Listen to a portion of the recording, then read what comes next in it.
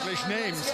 Then in midfield, Eric Martel, the captain, Rocco Wright, Paul Nabel, Brian Gruder on the right, and then top scorer Nick Voltemada and big Nelson Viper. The countdown is completed, and the 2025 Under-21 Euros final begins here in Bratislava, with England kicking off, and the ball played back to goalkeeper Beadle, all in yellow, out of the penalty area to our left, and he launches it downfield, and it's out of play for a throw-in to the Germans, who, as in the group match 10 days ago, when they played in that third group match, Germany were already sure of their place in the quarter-finals, and their coach Antonio De Salvo completely changed his team, as that night the Germans wearing this sort of pinky bluey two-tone shirt with white shorts and blue socks, and it is Germany attacking for the first time in the match with Gruder. In comes the challenge from Alex Scott for England, and it bounces away back to Namdi Collins, the Eintracht Frankfurt fullback. Both of these fullbacks, Eintracht Frankfurt players, Collins on the right, Brown on the left, and then the ball comes into the middle to Ehrmann, who has stepped in for the injured Max Rosenfelder, so that's why there's been a change in central defence. Ball played forward for Germany, but Livramento just has a little look over his shoulder just to see where Nabel is, and knows that he can't allow the ball to roll behind for a goal kick. So it's England-Germany. This is the final on BBC Radio 5 Live. Listen to 5 Live via BBC Sounds as well if you're on the move on this Saturday night. And Stephen Warnock, the former England defender, is sitting here with me. Yeah, just looking at Germany's setup and how they're setting up when England have got the ball from a goal kick, and they're pressing very high, just Martel on his own in the centre of midfield, but England have found a way out from that press, which is excellent from them. Yes, they've played it nicely, Anderson and Elliott combining.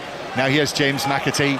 McAtee slips the pass down the left to Hutchinson. Hutchinson tries to cut infield against Collins, but Collins gets the tackle in. A German cheer for that. The ball's still in play down there, and he actually backheels it, or rolls his foot over the top of the ball for Ehrmann behind him to clear it towards the halfway line. That's given away by Kwanzaa. And here for the first time in the match is 6-goal tournament top scorer Nick Voltemada, the 6'6" number 10, the 2-metre Messi Musiala, as he's been dubbed, and he strides forward towards the edge of the penalty area, but England are able to deal with that. Goes back to the halfway line. Now here's Collins over on the right wing, as Germany, as we look, play from right to left in this first half. Martel now the captain, across from him, but too close to James Beadle, who's able to pat it down and deal with it very comfortably. 0-0. Yeah, a couple of things there to talk about. Amari Hutchinson, go down the line, beat him down the line, take Collins on, because what we saw from him in the last game against the Netherlands was a very positive player in the way that he tackled. And then as the ball turned over and Voltemada picked the ball up, there was very apparent where the position of Elliot Anderson was, round the feet of him, making sure that he was the one who was going into that area to pick him up. Mentioned Thomas Tuchel, who's just back from America, from the FIFA Club World Cup, and we have the first winners in the last 16, because Palmeiras have beaten Botafogo in the opening last 16 match in Philadelphia. So Palmeiras through after extra time, 1-0 after extra time. Chelsea play later against Benfica. We'll keep you posted on that. Here's Hutchinson for England. Back to Hinchelwood, halfway inside the German half.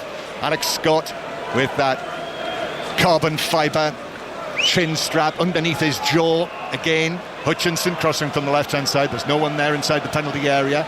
Nathaniel Brown for Germany allows it to bounce and just plays it away harmlessly downfield, where Lee Carsley watches it roll in front of him and out of play for a throw-in to England. Cautious start, I would say, from the two sides. They're sizing each other up. Yeah, I think that's only natural for the two teams, just to get a feel for the game, trying not to make mistakes. Gerald Kwanzaa gave a little bit of a careless ball away that allowed Germany to attack a few moments earlier, but yeah, I think there's a lot of respect between the two sets of teams. England, who started very positively in the two knockout matches so far against Spain and Netherlands.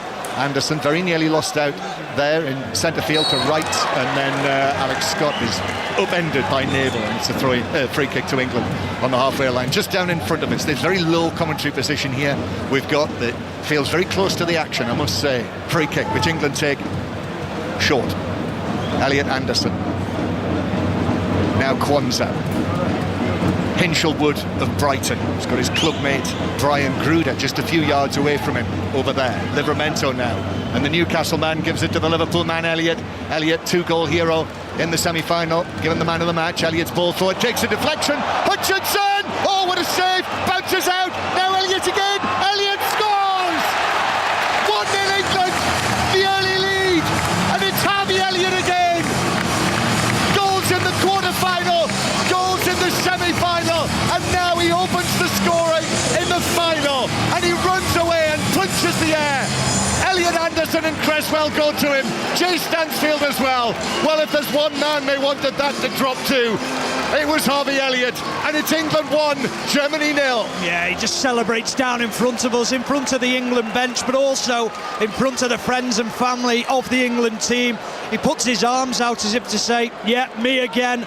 He started the move on the right-hand side. It was a lovely ball inside. I think it took a little bit of a deflection off the referee, but it fell into the path of Amari Hutchinson. The goalkeeper makes a great save, but as it comes back out, I'm thinking, hit it first time.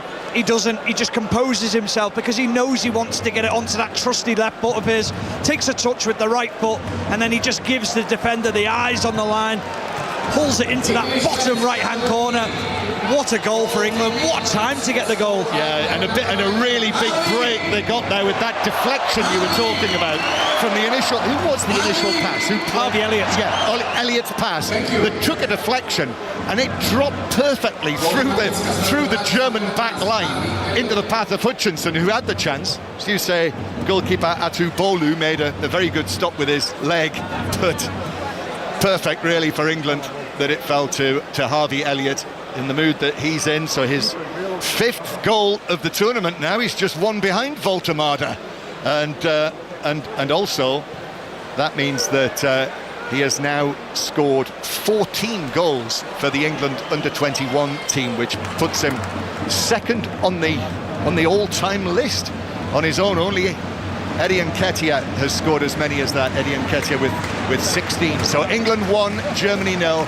Just the start that Lee Carsley and all of these England supporters here in Slovakia wanted. But Nabel crossing from the left, headed away by Alex Scott inside the penalty area. Stansfield jumps high, and Germany through central defender Uhrmann go back towards the halfway line and then all the way back towards the goalkeeper. And this German team that has won 5 out of 5 matches so far at this tournament, 7 out of the last 7 actually, when you throw in the last couple of friendlies that they played before the tournament.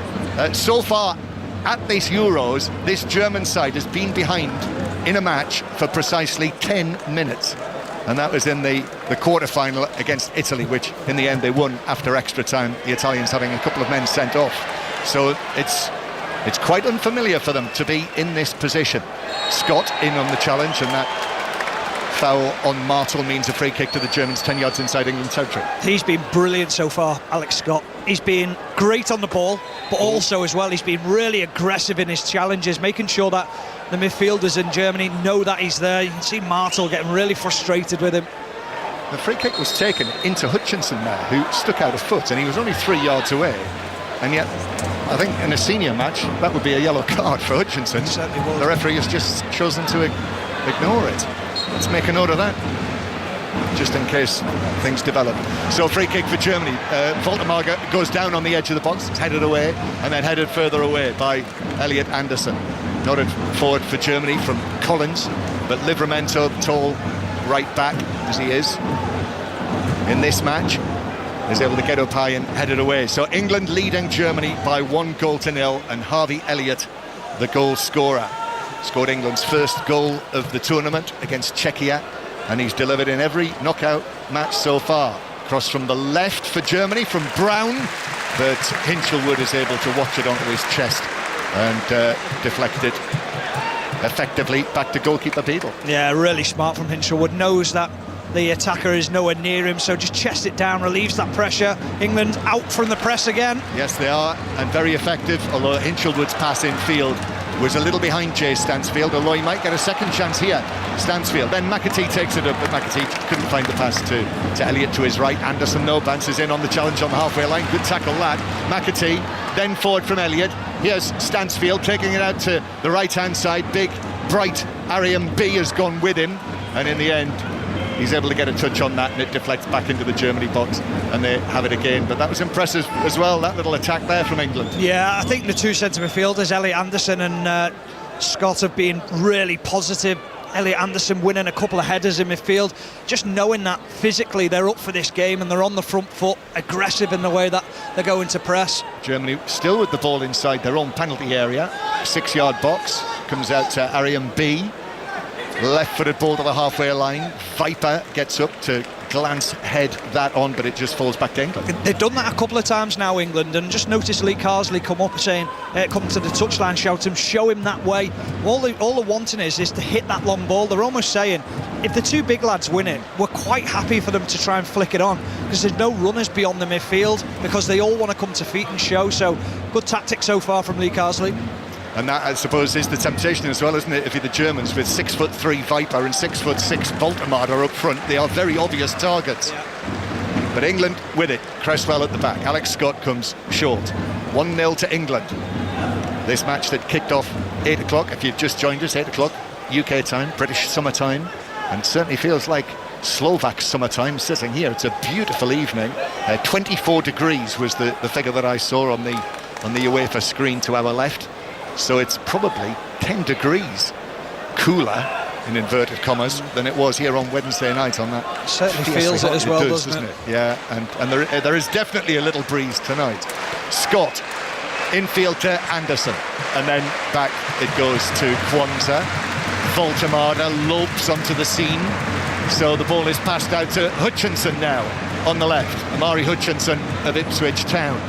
Then Hinchelwood of Brighton, Elliot Anderson of Nottingham Forest, now to Harvey Elliott, the goal scorer of Liverpool. Then back in field to Alex Scott, the Bournemouth man. Elliot Anderson goes ahead of him, takes it down, passes it to Livramento. Now back to Anderson, who tried to flick it on. It was slightly behind him, but he missed it altogether, and Germany can clear it towards the halfway line. Yeah, England, I think it's official, started well in midfield. Yeah, slick and incisive football from England. They're cutting through Germany extremely well as and when they get the opportunity. Scott had to be quick there against Viper, but he was just got the touch in to flick it away to Cresswell. Yeah, he likes that risk football, doesn't he, Lee Carsley? He's spoken about that and almost said, I accept that that's the way we want to play. I accept responsibility if it doesn't quite work, but this has been a really positive start. Still in the first 15 minutes though, so a long way to go, but England leading through that measured finish in the end, wasn't it, from Harvey Elliott from probably 15 yards, something like that.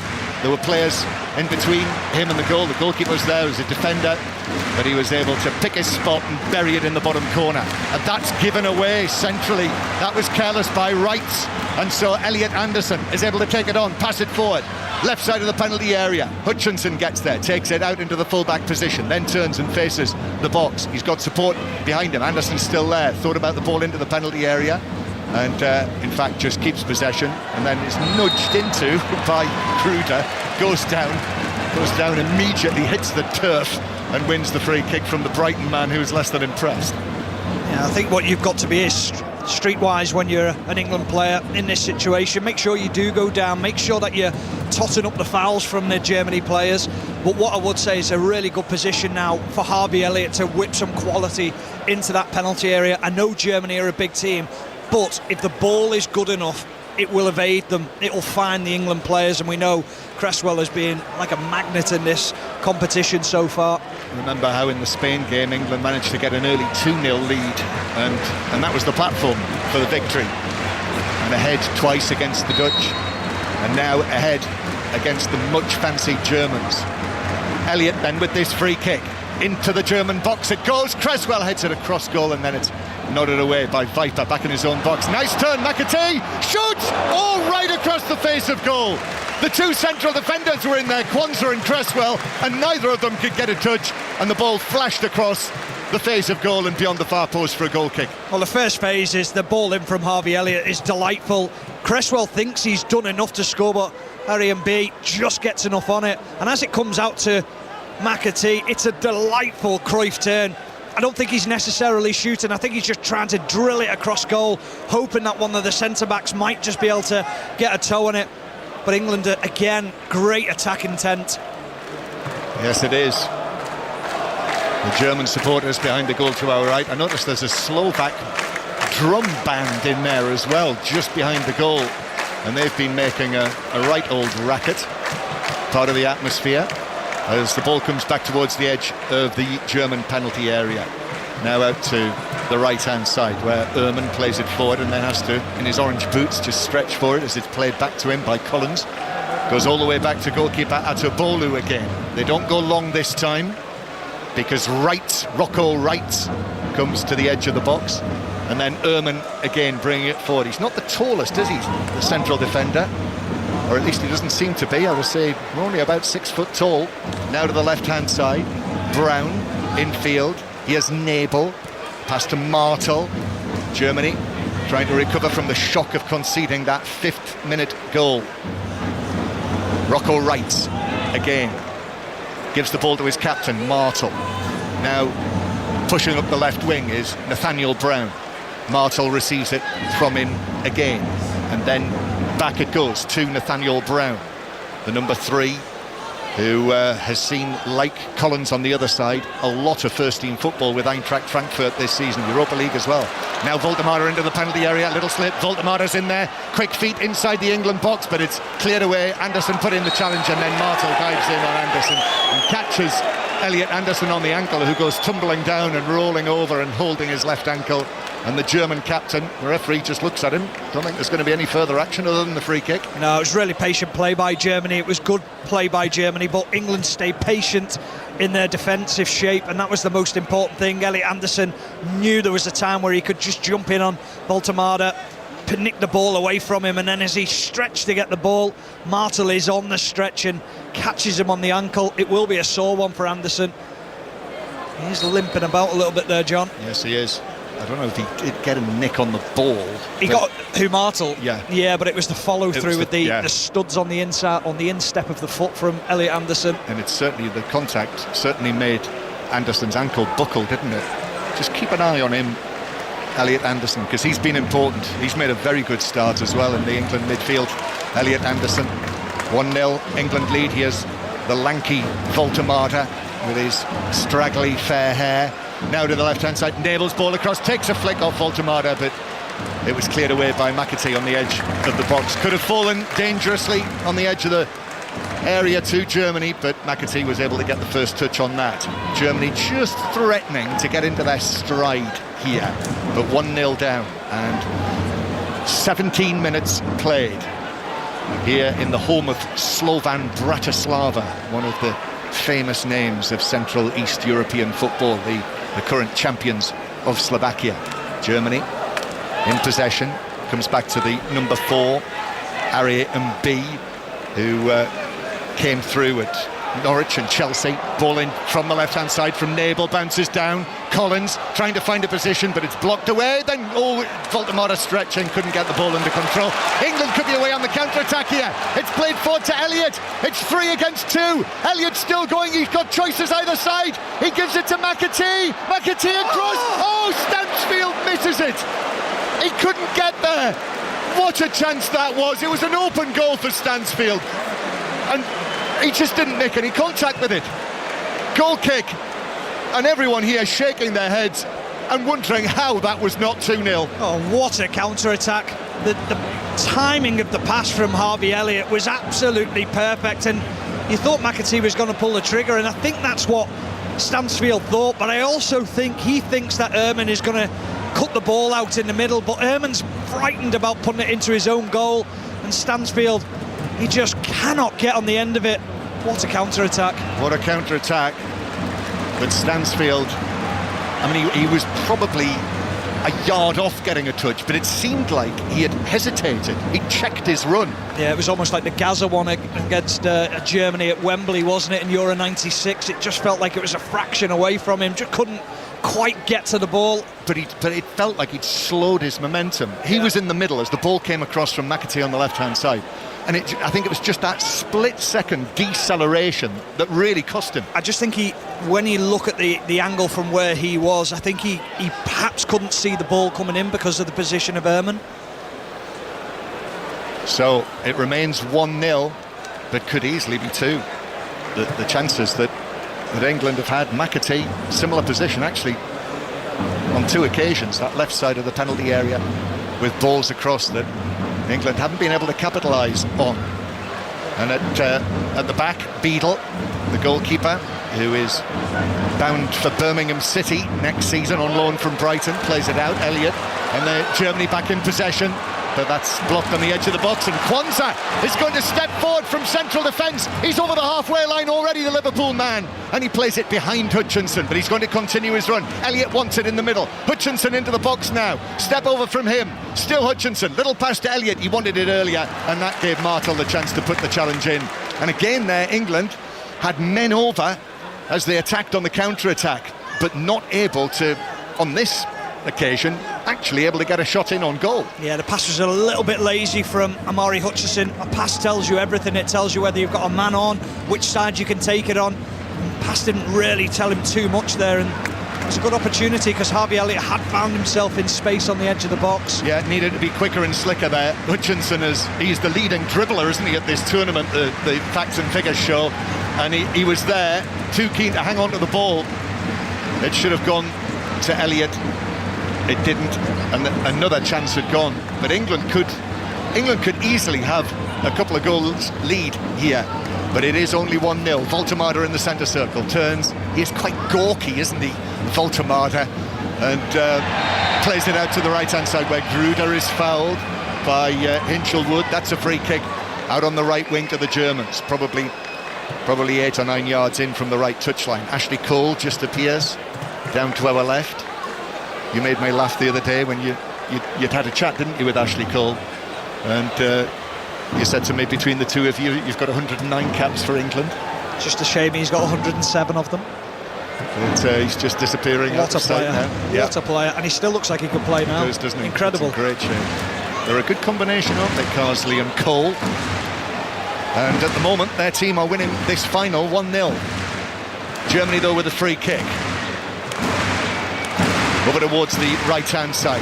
Wrights is there with his socks halfway down. Wrights, the number 18.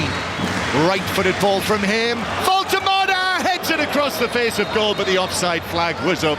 He got away from the England defenders there, and the big surprise was that didn't actually find the back of the net, but the flag was up. Yeah, he was offside right from the off. Really good line from England. They knew he was in an offside position. 4 of the England backline putting their hands up.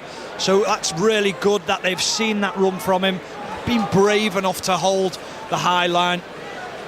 And this is the man, Voltemade, the big number 10, who looks as though he may well be bound for Bayern Munich. And I know there's been interest from the Premier League as well. He is hot property. 17 goals for Stuttgart this season. Won the cup with Stuttgart, the German cup, last month. Scored in the final. Long ball through the middle. That all the way through to goalkeeper Atu Bolu at the other end. Scored a hat-trick in the Under-21s match before the finals when Germany played Spain. Then promptly scored a hat-trick in the first match here against Slovenia. Got another one against Czechia. Didn't play against England. Scored their first goal against Italy. And in the semi-final the other day, Voltemade scored the second goal. So red hot would, I think, sum it up. And here he is now. Voltemade has got Collins out to the right. Collins cuts back with England defending, and then in it goes to Martel on the edge of the area, and the German captain got right underneath that and skied it high over the England crossbar and behind for a goal kick, and England lead 1-0. Stephen Warnock. Yeah, it's interesting the way Germany are playing. They're almost playing with Wrights at the back, in the middle of a back three, and then they're very light in midfield, so it's actually going into England's favour, where one of the midfielders can pick up Voltemade and the other one can pick up Martel, so it's becoming easy. Better play from Stansfield there. It's chipped over the top to McAtee. McAtee trying to find a position. Might fall to Hutchinson. Still McAtee. Then Hutchinson! 2-0! Amari Hutchinson!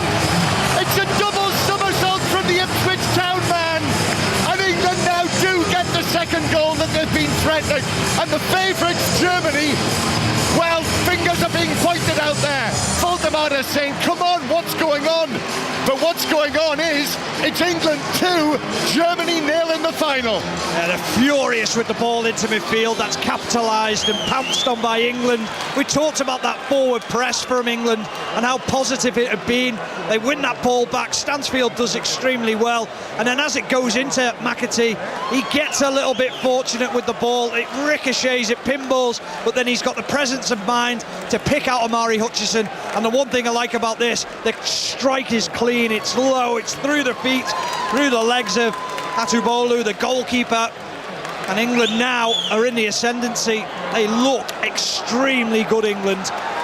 Omari Hutchinson scores his first goal of these finals. Goal in England was scored by player number 11, Omari. I think the expectation was that the crowd were going to say Hutchinson. I was waiting for you to. I'm not sure how many actually did. But there we are. Now they've cottoned on now. Yeah, lacks a bit of enthusiasm, that, doesn't it? Thank you. Yeah, thank you very much. So England 2, Germany 0, and a drilled low finish, as you said, Stephen, through the legs of the goalkeeper. But you know, he hit the target with power, which is what you need to do in that position. So McAtee as well, lovely touch from him, contribution from the captain in the build-up to that, and also, as you pointed out, you know, Stansfield there, who wasn't able to take his chance to make it 2-0, but played an important part holding the ball up in that move for England. He's not a big lad, he's quite slight as Jay Stansfield, and physically he puts himself about, he makes it very difficult for the centre-halves of the opposition team. Well, it's quite the scoreline this. Still a very long way to go. We're still in the first half hour of this match, but England, just as they were against Spain, are 2-0 up. Arian B plays it down the left-hand side and the ball into the England box from Brown. He's cleared away, comes back to Livramento now on the edge of the area, who sort of shanks it forward, high, downfield. Stansfield gets a touch, very nearly took it away from Ehrman there, and it needed the cover of Arian B to play it all the way back to goalkeeper Atubolu. Yeah, they just, what I'm liking about England as well is when they're defending, there's no nonsense. Livramento there, not trying to dribble the ball out from the back, just putting his foot through it, allowing his team to get set and organised again. You know, when we were talking to Lee Carsley just down there on the touchline yesterday, and he was saying about how at the training session at Chamarine yesterday, which is not far away from Bratislava, we were there yesterday morning, he was saying, Lee Carsley, you know, the players were absolutely on it yesterday morning. As Wright brings it forward, Voltemada, that's a lovely touch. Nabel into the box now, England have got men in there. Cresswell put the challenge in, and he played it off the German player and behind, and then there's a little exchange I see between Nabel and Cresswell, and the referee spotted that, and he's going to have them both over to speak to. Give him a little slap on the back as Cresswell's almost celebrated that challenge. He wasn't fazed by it, he's not even interested. Cresswell just got his arm across Nabel, made sure he ran the ball out of play. I don't think he took too kindly to the scream of yes down his ear. Goal kick to England. Yes, I was going to say to you, you know, that's the kind of thing, isn't it, that managers say all of the time. But really, the way that England have started this match kind of backs that up, doesn't it? As the ball is overhit down the left-hand side for Hinchelwood, it's out for a throw. This is the most dynamic we've seen England. It's the quickest I've seen them closing the ball down, out of possession, but also in possession. The speed in which they're counter-attacking, the speed in which they're moving the ball. I think Lee Carsley will be absolutely delighted. It's the most animated I've actually seen him as well. Yes, it is, although he's in his usual position now. Once again, he's got those very tight blue tracksuit bottoms and that hooded pinky purpley England training top on, and he gets to his feet now and watches Germany in possession. England leading Germany by 2-0 if you've just switched onto us on 5 Live, but Voltemada now is able to carry it forward. He's got Alex Scott there with him, shoulder to shoulder. Voltemada takes it on towards the byline, tries to win the corner, and he's been successful in doing that as well. Scott went all the way with him. Hinchelwood was there as well, but it's a corner to Germany, first corner of the match. Well, whichever side of the pitch he drifts to, Voltemada, it's either Alex Scott or Elliot Anderson who's picking him up, and so far so good with the job that they are doing on him. Throughout the course of this tournament, we've had Nedum Anua on with us, haven't we, so many times. Come back to that, because Germany have got this corner then from the right, delivery to the near post, flick, header on, right across the face of goal from Viper at the near post, but the glance took it flashed it across the face of the England goal, and it dropped wide of the far post. Yeah, just interested to see who was picking Viper up, and it was James McAtee. A little bit of a mismatch. Needs to give the information to the near post person, which is Tino Livramento. Tell him where you want Livramento, so at least he can go and attack the ball. That was a worrying sign from England for a set piece. England playing it out from the back. England leading by 2-0. 5 live from the BBC here in Bratislava. Nedim has referenced, hasn't he, quite a number of times the final that he played in for the under-21s back in 2009, where Germany won 4-0. And England are in a position here, 2-0 up, in a commanding position, the like of which could possibly lead to a little bit of very belated revenge for that one. Anderson playing it down the right-hand side for Elliott to chase, but Nathaniel Brown just sees it behind for a corner. But we know that this German team is a very good team. This is a very good set of players. However, for all of their victories, they've never been in this position, 2-0 down at this tournament. No, they are a good team, and you can see they're a good team, but England are working extremely hard. One of the things Lee Carsley's spoken at length about, and spoken to you, John, when you've interviewed him, is how important substitutes are. They're going to be vitally important tonight, because they're going to need to inject more energy into this team in the second half, because they're working so hard. England putting the pressure on Collins, the German right back. Goes all the way back to goalkeeper Atu Bolu. Now out down here on the left-hand side to Nathaniel Brown, with the American father, hence his surname. Now Viper on the left-hand side takes on Anderson, but Anderson's able to get ahead of him, take the ball away to the corner flag, then works it back, plays it infield. Applause from the England fans behind that goal as Cresswell goes down under the well, I'm going to call it in inverted commas pressure from Nabel, who again was very frustrated to lose out to England's number 5. Yeah, but let's skip past that. Let's just talk about Elliot Anderson as well. Again, that work rate to win the ball back as England break. Yes, let's talk about Hinchelwood as well, who gives it to Hutchinson, and Hutchinson now, shoots right across the face of goal and just wide of the far bottom corner. Excellent play from Hutchinson, cutting into the box. And the right foot shot, that was not too far away. Yeah, he wants a corner. We're just seeing it in our screens again. It's a really good challenge from Collins. Collins gets enough on this to send it round the post. The slightest of deflections. Keeper was at full stretch, but referee didn't see it, hasn't given it. But the breaks from England are dynamic. It's everything that you'd want to see from an England manager's point of view. Lee Carsley applauding every time England go forward, and rightly so. So England leading with the goals from Harvey Elliott in the 5th minute and Amari Hutchinson in the 25th. And what have you spotted? He's desperate for England to play up. He wants them pressing high. He's almost saying we don't want to drop off, drop deep, allow Germany to be able to play through them. That's the bravery side of the game. England 2, Germany 0. This long sporting history between these two countries. And Nathaniel Brown now on the left, in it goes, and in the middle Viper under pressure gets underneath the header and sends it comfortably over the top of the England bar for a goal kick from 7 or 8 yards. He's got superb delivery, Brown, on that left hand side. Every time he gets it, he's not afraid to put the ball in, he doesn't lash at it, it's almost just caressed into the area. He allows the strikers the opportunity to go and head it. He's a danger on that left-hand side. Yes, he is. As England with Anderson plays it infield. Nice flick to Livramento. Livramento, that's who is going, and he plays it to Hutchinson. Hutchinson, edge of the area. It's worked to McAtee. Then back across. Stansfield shoots wide. The offside flag was up though. Chance there. 12 yards out. Mishit it really in a congested penalty area. And that, again, another chance. England could be almost out of sight if they'd taken their chances. Oh, Elliot Anderson with a beautiful back heel into Livramento, and then Livramento delivers a ball, but Mari Hutchinson, he'd gone probably a yard too early, but when it did go into him, I'm thinking just hit it first time, take the opportunity. And again, England committing players forward, looking dangerous, positive signs.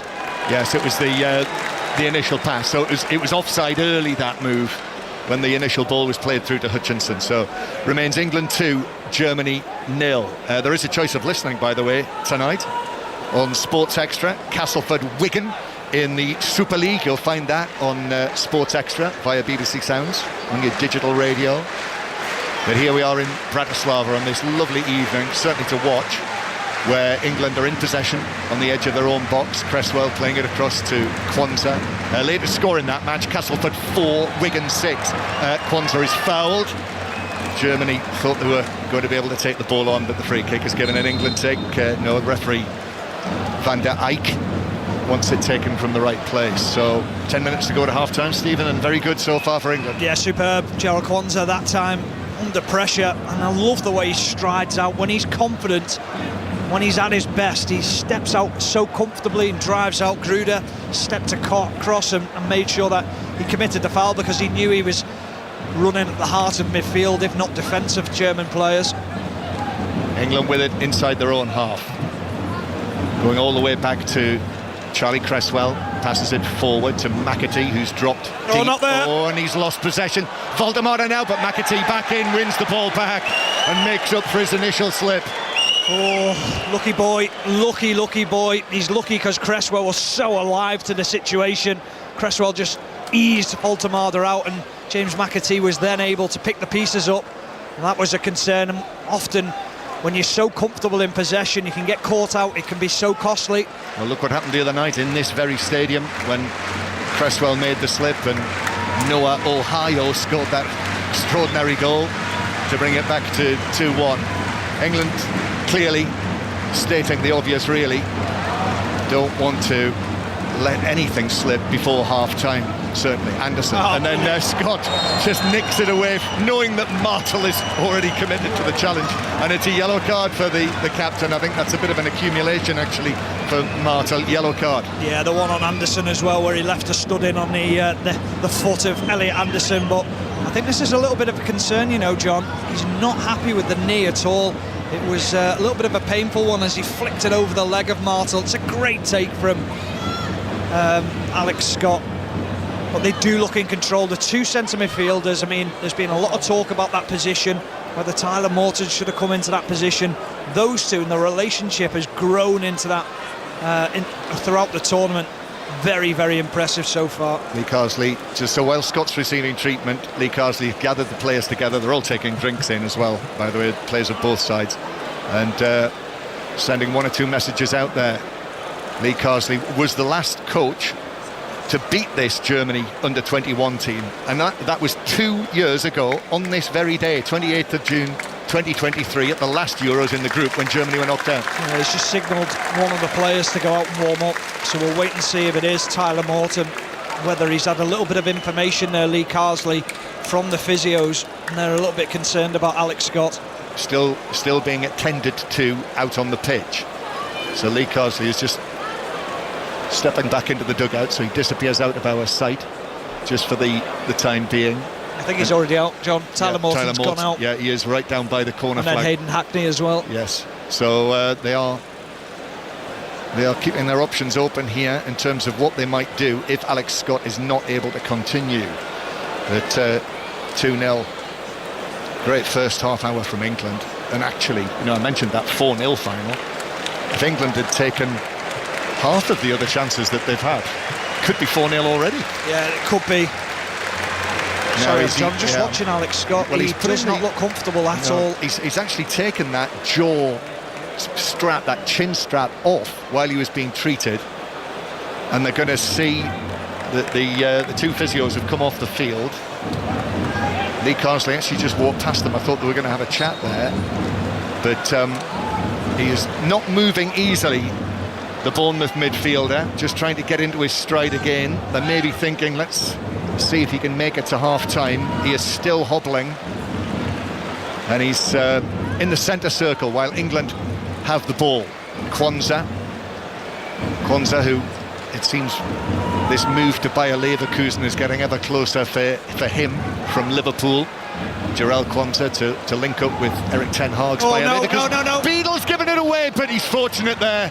It bounced off Viper, and Beadle was able to put in the challenge, and actually that set England off on another counter-attack. Hinchelwood, now to Hutchinson, left side of the area, back across. McAtee shoots, and it's saved! Oh! Atu Bolu went down to his left, was able to get something on it. He dived down, it looped up in the air. I thought for a moment it was going to drop into the net, but it bounced and dropped wide. But goodness me, we almost had a German goal at one end, and then very nearly a third England goal at the other. Yeah, do you know what, John? It's a really smart save from Atu Bolu, because it goes through a cluster of players. He doesn't really see it until the last moment, and then he manages to just push it around the post, round the corner. But England have got a problem. Alex Scott's gone down again. Lee Carsley signalled to him, go down, stay down. And as he went down, he just punched the ground. And I think we're going to see Tyler Morton come on here, which is a real worry. Not for, obviously, Tyler Morton's a great player, but Alex Scott, yes, disappointing way to end this final. Yeah, he's had a very good 40 minutes of this final, Alex Scott. But in actual fact, Lee Carsley has just motioned there to Tyler Morton to say, just hang on. It looks as though Scott is going to be able to perhaps see out this first half, but I'd be very surprised if he's out there for the second period. And he's limping now as he runs into the penalty area. So after that save from Atu Bolu, it is a corner for England. Their first corner of the match, that is taken in by McAtee but headed away by Voltemade for the Germans. Harvey Elliott plays it back to Elliot Anderson. Anderson lifts one over the top, back to McAtee. Oh, lovely touch from him. Back into the path of Hinchelwood. Hinchelwood's ball all the way across the 6-yard box is scraped away by the Germans. Out towards Brian Gruder, who then goes down after contact from Cresswell in his own penalty area. So it's a free kick to Germany. And, well, Morton is readying himself there. I mean, he's got his... Yeah, and they're coming forward. I think they're looking for the fourth official, so I think this change is about to be made. Yeah, I think Lee Carsley's just trying to get eye contact with Alex Scott, and so to get the nod or the thumbs up or the thumbs down, if you like, whether he can stay on. He's just sort of pulling his left side of his shorts up, so it looks like it could be a dead leg, and they are very difficult to run off. As it is England 2, Germany 0. If you've just joined us on 5 Live here on this now late evening in Bratislava, it's darkened overhead after a beautiful day, a beautiful summer's day, and we're watching the Germans attack with Brown again down the left-hand side, but England have been able to deal with him so far. 3.5 minutes of the first 45 to go that have been an excellent first 45 minutes for Lee Carsley's England team, the defending champions, as German central defender Ariam B is able to play it back to his goalkeeper. Alex Scott has got his hands on the top of his thighs now. Again, he's pulling up that left side of his shorts, as you described, Stephen, with the Germans in possession inside their own territory. Johnny, he won't like it, but you've got to take him off, because he's not comfortable. If there was to be a breakaway now and he was just running at full tilt, he wouldn't get there. You've got to sacrifice it, and he'll hate Lee Carsley for it, but when they lift the trophy, or if they win the trophy, they'll thank him for it. Voltemade is then challenged, he's brought down, and Alex Scott it was with the challenge, and he's booked for that. It's a little bit desperate, wasn't it, the way that he put that in? Almost the tackle of a man who knows he's about to go off. Yeah, quite possibly. I just wonder whether he thought it was Voltemade who might have challenged him earlier on, or whether he just knew, if he does get away from me, I'm not going to be able to get back close to him. And it looks like now we're going to see that change. That will be Alex Scott's last contribution to this final. Well, he's unfortunate, isn't he, to pick up that injury. See how popular he is, John? Yeah. The boys are absolutely devastated for them, because they know if that was them, how they'd feel in that position as well. Yeah, I met him for the first time this week, Alex Scott, and he comes across as a really likeable young man. I can see this, and he's having to leave the field. He's got that chin strap off his head now, runs his fingers through his dark hair, and I mean he's limping all the way off the field, and he is replaced by Liverpool's Tyler Morton. He's absolutely devastated, John. He's nearly in tears. You can see the emotion, and understandable. Yeah, his bottom lip is quivering there as Ashley Cole slaps him on the back and leads him to the seats in the dugout. So Tyler Morton is on. Tyler Morton, who came on in the group match for the last half hour or so and did very, very well, and then got himself into the starting lineup against Spain in the quarter-final. Was suspended for the semi. He's going to have to get himself up to speed as well, because this game has been played very quickly. We are in the 45th minute. England are winning 2-0 in the final. Voldemar trying to find a position. It's played in by Wright, flicked on, but the ball loops into the air off the head, I think, of Martel. Martel and Viper were together there, and it just dropped into the gloves of Beadle, who was able to catch it in his 6-yard box. Yeah, under big pressure from Charlie Cresswell, making sure that he doesn't allow them to get a free header. He's been so impressive, Charlie Cresswell. We talk about people maturing, people growing, people getting better. Oh, ball's headed across his own edge of his penalty area by Ariam B. And that could have gone anywhere after a long launch downfield from goalkeeper Beadle. Germany continue the attack with Collins. Collins now, and then the covering challenge is there from Morton, his first contribution, and it's behind for a corner. Yeah, knows he had to trap the run of Collins. Very athletic down that right-hand side. Made sure he stayed with him stride for stride. Now England, it's all about concentration here, about communication. Who's picking up who? Who's going to go win that header? You want your two big centre-backs to do that, or your goalkeeper to come and claim it. Germany very effective from balls into the box. This the set piece, this the corner from the right-hand side in added time. Voldemar the target, but it was headed away well by Cresswell. Excellent header against the 6'6" Voldemar. Now to the left-hand side for Germany. Powell Nabel beats Stansfield. Left-footed cross now. That's headed in! Super finish from Viper. He scored against England in the group. Now he scored against England in the final. And just what England did not want. A goal in added time to cut the lead to 2-1. We talked about concentration. It's not just the first phase that matters, it's the second and third ones. And Nabel does extremely well down the left-hand side, fakes the cross with the right foot, chops down the line, and then just drifts a beautiful ball into that back post area. And it's Viper who gets above the substitute Tyler Morton. He gets in between Morton and Charlie Cresswell. And it's a great header, it really is, from Viper. Thuds it into that top corner. James Beadle, he gets fingertips on it, but nothing that can stop the ball going in. So England 2, Germany 1 now. England with all of the chances that they had, besides the 2 goals that were scored. But they've lost Alex Scott to injury, and now they've lost a goal, and the final is back in the balance. And Viper has really stepped up for the Germans.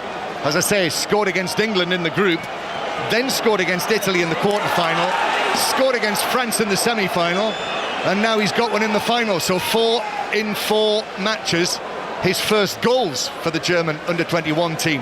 2-1, England winning a free kick, played forward to Hutchinson. 3 minutes of added time being played at the end of this first period. Germany scoring in the first minute of them. Back to the halfway line, Anderson, and then Tyler Morton just calmly controls the ball and plays it back into his own half. So the match changes, Stephen. Yeah, it does, because now Germany have got the tails up. England just need to get themselves to half-time, then get the team talk from Lee Carsley and understand what they have done has been exceptional in the first half. That just one moment of lapse of concentration has cost them, but that is international football. Yeah, good centre-forward's header, though, from a very good cross. Stansfield for England, down into the left-back position, and wins the throw-in of Tim Ehrman. So throw-in for England, 7 or 8 yards back from the corner flag on the right, and we will not see that throw-in taken, because there is the half-time whistle. The German coach, Antonio Di Salvo, Tony Di Salvo with his Italian roots, just rubs the top of his head, and in his very loose-fitting black trousers just disappears out of our sight. He'll be feeling a lot better about things after that Viper header. He certainly will, but England, great first half from their point of view. The only blot on it was just the final moments where Viper got himself on the score sheet. But England have been great from a defensive point of view, but also from an attacking point of view. They're carrying a threat, they're cutting through Germany, they know they can score against them, which is vitally important. They know they can hurt this German team. Now it's about building that confidence again at half-time. Yep, this final is nicely poised. Half-time here in Bratislava. England 2, Germany 1. So close to a perfect half for Lee Carsley's Young Lions. A brilliant start, 2 wonderful goals, but right at that most frustrating point of the 45, the deficit half, through a bullet of a header from Viper. But what a game we've got on our hands here, Stephen. It's absolutely brilliant. The quality's been there from England from the start. They look dynamic in the way that they've attacked Germany. But John said it in commentary. He said they're a quality team, this Germany team. They haven't been beaten for 2 years. There's a reason for that. They've got big characters within the team. We know the quality of Viper and Voltemade. We know the quality that they possess throughout the squad. And also on the bench, they weren't going to lie down and have their bellies tickled. It was going to be a case of, no, we're going to fight back. And will England just rue those opportunities, Ben, that they were given in the first half? Yeah, we're also joined by former England Under-21 skipper Nigel Rio-Coker. And Nigel, Stephen's hit the nail on the head that there were 3 or 4 huge opportunities on the counter-attack for England that they just couldn't quite take. Yeah, Stephen's been spot on. Everything he said, I thoroughly agree with. Had some great chances, didn't capitalise on them, didn't take them. Could that come back to punish us in this second half? I feel for me, more than anything now, when you look at this second half, when you concede like that in the first half in the tournament final, it's all about character now. So for these young England players, it's what character they're going to show. Are they going to rise to the occasion and go again, or are they going to let this goal really affect them in that second half? That's the big thing. And especially with Thomas Tuchel watching above in this stadium, he'll be looking to see what kind of character that these young players show in the second half. Now, the score sheet says 2-1, but perhaps the context and the subtext there, John, is that Alex Scott injury right on the stroke of half-time. In stadium, did it feel that perhaps just unsettled England a little bit? I'm not sure about that. I think that it came at a bad time, certainly, late in the half, and maybe disrupted the flow a little bit, but you know, I think the threat is always there with this German team, and it needed. We know that Nabel is excellent on the ball, and his delivery into the box. They've done it all tournament. They've been dangerous from crosses, and there we are. You know, they've delivered with that goal just before half-time. Stephen and John, I just want to know what your thoughts on so far. Again, back to that first half, in how Kwanzaa, I felt, has handled Voltemade, the one that everyone's been talking about, how he's handled him defensively, and then when he's dropped into midfield, I've seen Anderson picking him up, and now Anderson's been very influential in that midfield area. What's your thoughts on both of their performances so far? Yeah, I think they've been superb, Nigel. I think they've been brilliant in the way that they've communicated who picks him up at what points. I think that's vitally important. I think sometimes if Kwanzaa goes in too early, then the ball over the top to Viper's on. If he doesn't get that communication, Elliot Anderson, then it's very difficult for him to pick him up, and then he can run at him. I think now, from Tyler Morton's point of view, it's critical that he makes sure that he also follows on that role, because Elliot Anderson and Alex Scott were doing superbly well, but they're going to be asked more questions in this second half, and it's about, can you sustain those concentration levels, those energy levels, and the substitutions are going to be vital. John and Stephen, it was so frenetic and so exciting out there. We'll leave you to have 5 minutes to catch your breath. Nigel, just quickly, do you change anything if you're Lee Carsley now? No, you don't. There's no need to. Yeah, it's disappointing to concede a goal in the last couple of minutes of the first half. You know, that's what you teach your players. You know, last 5 minutes of any major cup final or competition, you don't want to concede. You see it out into half time. So that will be a disappointing blow. But everything that they've done so far, when you watch back in that first half, has been perfect up to the goal. And then the goal, obviously, you know, you talk about change of players with Scott having to come off, makes it very, very difficult for England. But I think that they've handled the game very well. Yep, 2-1 at half-time. England's Young Lions leading the way, but a goal for Germany in stoppage time, halving that deficit. Coming up, we'll hear from defending Wimbledon champion Carlos Alcaraz ahead of the tournament start on Monday, and we'll discuss the reception of the Club World Cup in the US. We'll also look ahead to Chelsea Benfica at 9 p.m, but first, the news on 5 Live with Stuart Clarkson. the voice of the UK. This is BBC Radio 5 Live. The Israeli military says it's killed one of the founding members of Hamas in Gaza. The IDF says Hakam Mohammed Issa al-Issa played a key role in the planning of the October 7th attacks in 2023. He was one of the group's last surviving senior members. Avon and Somerset police say they're assessing comments made by the Belfast rap group Kneecap at Glastonbury. The rappers, along with the punk duo Bob Vylan, led chants of Free Palestine and death to the IDF. 5 children have been taken to hospital, including 2 with serious injuries after a tree fell in a park in Essex. Emergency crews were called to Chalkwell Park in Southend-on-Sea shortly before 3 o'clock this afternoon. The government says it'll scrap around 200 bodies responsible for overseeing and running parts of the NHS in England. The change will be part of a 10-year plan being published next week. It'll include a pilot scheme linking the amount of money hospitals receive to the quality of care they provide. Dr. Layla McKay is from the NHS Confederation. What we don't want to see is that healthcare providers might be penalised for systemic issues that they have no control over, like constraints about staffing or problems with their estates. But then by withholding some of the payment for these things, it might make it more difficult to resolve some of them. So it's an interesting idea, but the devil will be in the detail. Southern Europe's expecting an intense heat wave this weekend, with temperatures likely to exceed 40 degrees in some areas. Wildfire warnings have been issued in Spain, Italy, France and Greece. There are alerts in place for parts of England too, with temperatures up to 35 forecast for London on Monday. Dr. Jonathan Buzan is a climate change researcher at Aalborg University in Denmark. In the UK, for every degree of global warming that happens, the heat waves go up by about 1.5 degrees. So it can be quite rapid. And with the acceleration of climate change occurring right now, these hotter and hotter heat waves will start coming sooner and sooner. And Wiltshire police say 2 men have been arrested in connection with the theft of 4 statues from the garden of the Grade 2 star-listed Ilford Manor near Bradford-on-Avon. The artworks were stolen in an overnight raid last week while the country house was hosting a jazz festival. On BBC Sounds. What is Newscast? There's a simple answer. It's about the news and it's a podcast. Oh yeah. There is no script, is there? There may not be a script, but there are facts. It's like a brainstorm between us all and our colleagues, isn't it? The wheels are spinning on the news cycle. None of us have ever known anything like it. This is going to make me sound like such a dweeb. But actually, it's quite fun. More fun than go to the pub. Depends who it's with. Listen to Newscast every day on BBC Sounds. This is 5 Live Sport with Ben Haynes. Listen on BBC Sounds. Wimbledon gets underway on Monday. Coverage on 5 Live starts at 12:30. Carlos Alcaraz will open play on centre court in his first round match against Fabio Fognini, and we can hear from the 2024 champion now.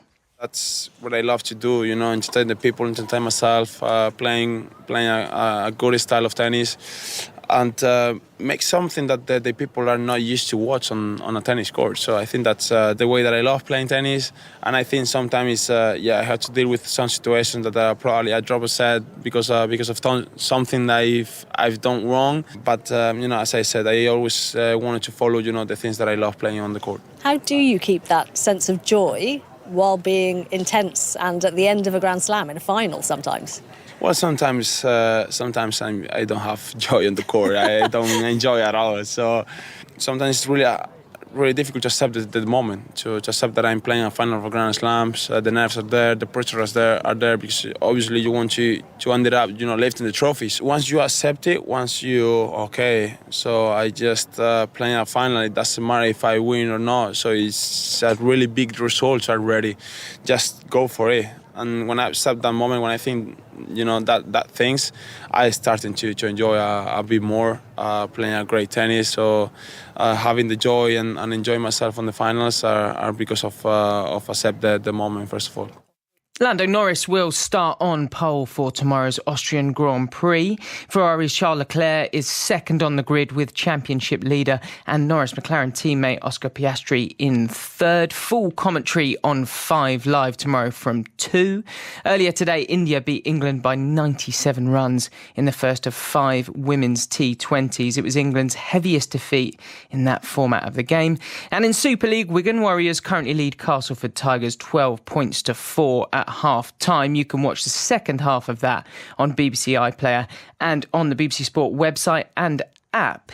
We've reached the knockout phase at the Club World Cup in the United States. Earlier, in an all-Brazilian matchup, we saw Palmeiras beat Botafogo 1-0 after extra time. And kicking off shortly in Charlotte, Chelsea take on Benfica. Chris Coles is keeping across this one for us. Evening, Chris. Yes, I'm sure Enzo Maresca and co are very pleased to be playing in the day's second last 16 tie. The heat not quite as oppressive in Charlotte, but still the other side of 30 degrees. Both managers have already warned of a potentially difficult watch, given the conditions, tiredness of players, etc., all the things we've been hearing about. This will be Chelsea's toughest test, no question. Benfica topped Group C, beating Bayern along the way, although Chelsea do have a very good record over Bruno Lage's Portuguese side. 7 Chelsea changes, all the big hitters return. Reece James, Marc Cucurella, Cole Palmer and Pedro Neto among those back. Enzo Fernandez plays against the side he left for Chelsea a couple of years ago. And as you say, winners to play Palmeiras in the quarterfinals. Thanks, Chris. Let's bring back in former West Ham midfielder and former England Under-21 skipper Nigel Reo-Coker, who's currently based out in the US. Nigel, I'm so intrigued to know, there's been so much talk here about the Club World Cup. How's it been perceived out in the US? Well, funny enough, Ben, for the American fans, they've kind of enjoyed it. It's exceeded expectations. I'll probably say when you look at it from a real football perspective, the probably biggest winners have been the Brazilian South American clubs. They've been the ones that really set this tournament afire. They've done ever so well. When you look at it from a geographical standpoint, Brasilia is probably like the equivalent of the Premier League. They're the most financially stable, financial lucrative league in that region. So I'm not surprised that their teams have gone through, and especially a team like Palmeiras as well. Do you think there's a perception thing there? Do you think the way that it's approached in terms of those Brazilian sides, they see it as an opportunity to come and take on the clubs that they watch so regularly in the Champions League? Yes, they are a lot more hungrier to do that because obviously they hear so much about the Champions League and these big European sides. And historically, the tournament itself, obviously the Club World Cup, the best club in the world, means so much more to Latin American sides than it does to European sides. It's always been a badge of honor to be labeled as the best club in world football. So I'm not surprised that they do take it a lot more serious. At the same point, you've got to look at everything how football is. It's a shopping window for a lot of these Latin American players who want to make that move to Europe to show what they can do. So for them, it really is like a mini World Cup. And the difference is as well, what makes it very difficult is those clubs are in the middle of their season. So they're at full force, full flow. While for the European clubs, it's the back end of their season where they're kind of using it as a bit of a pre-season build-up where most of these clubs are already paying attention to the start of next season. And for individual players, they're already looking ahead to the World Cup. So there's a lot of different dynamics going on. But they have had some entertaining games. I'll probably say the fans of the tournament have been the Boca Junior fans. The Boca Junior fans have been absolutely unbelievable. A sight to see and something amazing for football fans around the world to really see what a fan base they have. Let me just chuck some quotes to you on the other side of this, because Jurgen Klopp has been speaking with German newspaper Welt am Sonntag, saying the Club World Cup is the worst idea ever implemented in football. Last year, it was the Copa America and the European Championships. This year, it's the Club World Cup, and next year, the World Cup. That means no real recovery for the players involved, neither physically nor mentally. Thoughts? It's a very strong statement, but you'd have to agree. I just think the timing of it has been terrible, especially when you're trying to build up to the World Cup. From a footballing perspective, when you look forward into the World Cup, it's a way for teams to see what's to come. The weather has been a problem and a big factor. And obviously, currently, as you know, Ben, I reside in New York City, and we've had a bit of a heat wave in the East Coast recently. And I've never experienced heat like this in my life for being in New York. It literally feels like a frying pan. So I do have to agree with Jurgen Klopp. I just think the timing hasn't been great in what we've seen so far. Yeah, Chelsea count themselves fortunate they're playing at 9 p.m. in the evening. Back to Bratislava now. Our thanks to Nigel, who'll be back with us at full time. So far, so good for Lee Carsley's men. They lead the way against Germany 2-1, a big 45 ahead now. Yes, out of the frying pan with Nigel. Back to Bratislava, where England lead Germany by 2-1. And that goal, that excellent header actually from Viper just before half-time, rather changing things. No changes at the break. Second half is underway. Germany kicking off and England winning a free kick 10 yards inside their own half. So England, having made that change, having to bring on Tyler Morton for Alex Scott. England with Beadle in goal, Livramento, Cresswell, Kwanzaa and Hinchelwood. Then in midfield, Morton with Anderson and McAtee, Elliott and Hutchinson, the two England goal scorers, and Jay Stansfield through the middle. And the referee just rather fussily wanting this free kick taken from exactly the right place. He'll no doubt have the eyes on him in a UEFA final as well. And Germany with England in possession at the back. Germany, Ato Bolu, the goalkeeper, Collins, Ehrman, Ariam B and Brown, the back four. Martelen right in the middle, Gruder on the right, the Brighton man, Nabel on the left. He set up the Viper goal, and Voltemada and Viper, the two forward players. So England 2, Germany 1 is the score. Stephen Warnock, it is actually all very tense again, isn't it? Yeah, it felt so comfortable in the first half, and then a moment towards the end of the first half where Germany got that goal just suddenly changes the dynamic of the game a little bit. But England now, they're trying to slow this game down. They're trying to just assert themselves in terms of possession and try and build up from the back and just take a little bit of pressure off themselves. Yeah, England in possession inside their own half. McAtee draws the challenge and then flicks it to Hinchelwood, and as England attack from right to left, Hinchelwood tries to roll the pass through past Collins into the path of Hutchinson, but the German defender just got the touch on it, and then Kwanzaa just stabs it out of play into the seats behind the England dugout. I think did he catch it, that chap? Yes, he did. He caught it. A big man in a white shirt who has taken his sunglasses off and is being patted on the back by his friends. So it is a throw-in to Germany inside their own half. Choice of listening, by the way, Sports Extra, Rugby League's their Super League. Castleford 4, Wigan 12 is the latest score as Germany play the ball out across their own penalty area, and stacks of great live sport tomorrow as well. We're bringing in the Austrian Grand Prix tomorrow afternoon. Then England's final match before they set off to the Euros against Jamaica. That kicks off at 5 o'clock. Serena Wiegmann's side. And then Wimbledon begins on Monday, coverage across the BBC, and the usual coverage on 5 Live. That begins at 12:30 over the fortnight. Long pass forward for Germany, that will just bounce through to Beadle, who's able to overarm it out to Anderson. Anderson gets it down and then carries it forward and looks to the captain, James McAtee of Manchester City, and now into the path of Hutchinson. Hutchinson has to cut back though and use Hinchelwood, who's behind him. McAtee near the edge of the penalty area. Goes back to Tyler Morton though, curly hair bobbing, and then back to his Liverpool clubmate Kwanzaa, who's behind him. England in possession. Those are the Slovak drums. You can hear the red shirts of the Slovak drum band in the stand to our right. McAtee plays the ball off Gruder. Elliot Anderson, so important in that, to see out that win against the Netherlands, and actually also creatively too, Elliot Anderson. Morton now, he's given it away. Misplaced pass, deflected forward by Wright. Now it's being taken on through the middle to the edge of the area. Voltemada back again out to the left-hand side. Wright's trying to find a position, plays it to the edge of the box. Here's Viper, turns left foot shot, deflected, and that deflects it up into the air, takes the pace off it, and Beadle in the 6-yard box can just watch it drop into his gloves. Well, the forward players will always get the accolades and they'll always get the praise for the performances, but Charlie Cresswell has been immense in this game. He slowed Nabel down on that left-hand side, made sure he got just a little bit of a nick on the ball, took the sting out of the attack. Brilliant again from him. So 2-1 it remains, and here is Cresswell passing the ball forward for the run of Stansfield, but Ehrman's able to get there, and it's kept in play actually on the far side by Nabel. And then Voltemada back into the centre circle where Wright finds Gruder. Guess we might well see Knauf at some stage, who was very effective against England in the group. But Collins now takes it away from Hutchinson. Collins already halfway inside the England half, goes for a full crossfield pass to his clubmate, Eintracht Frankfurt's left back Brown.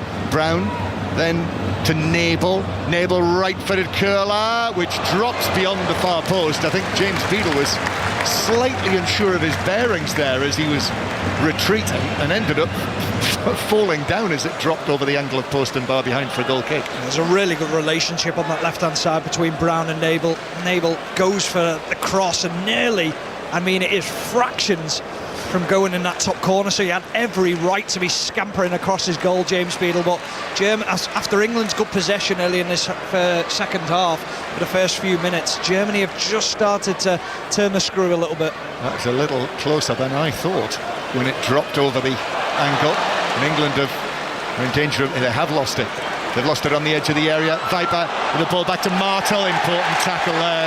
English cheers, or I think it might be German cheers, wanting a free kick for that Morton challenge on Martel, who stayed down, and then Elliot Anderson goes down rather easily, actually, just shoulder to shoulder with Gruder, who just walks away and decides not to react.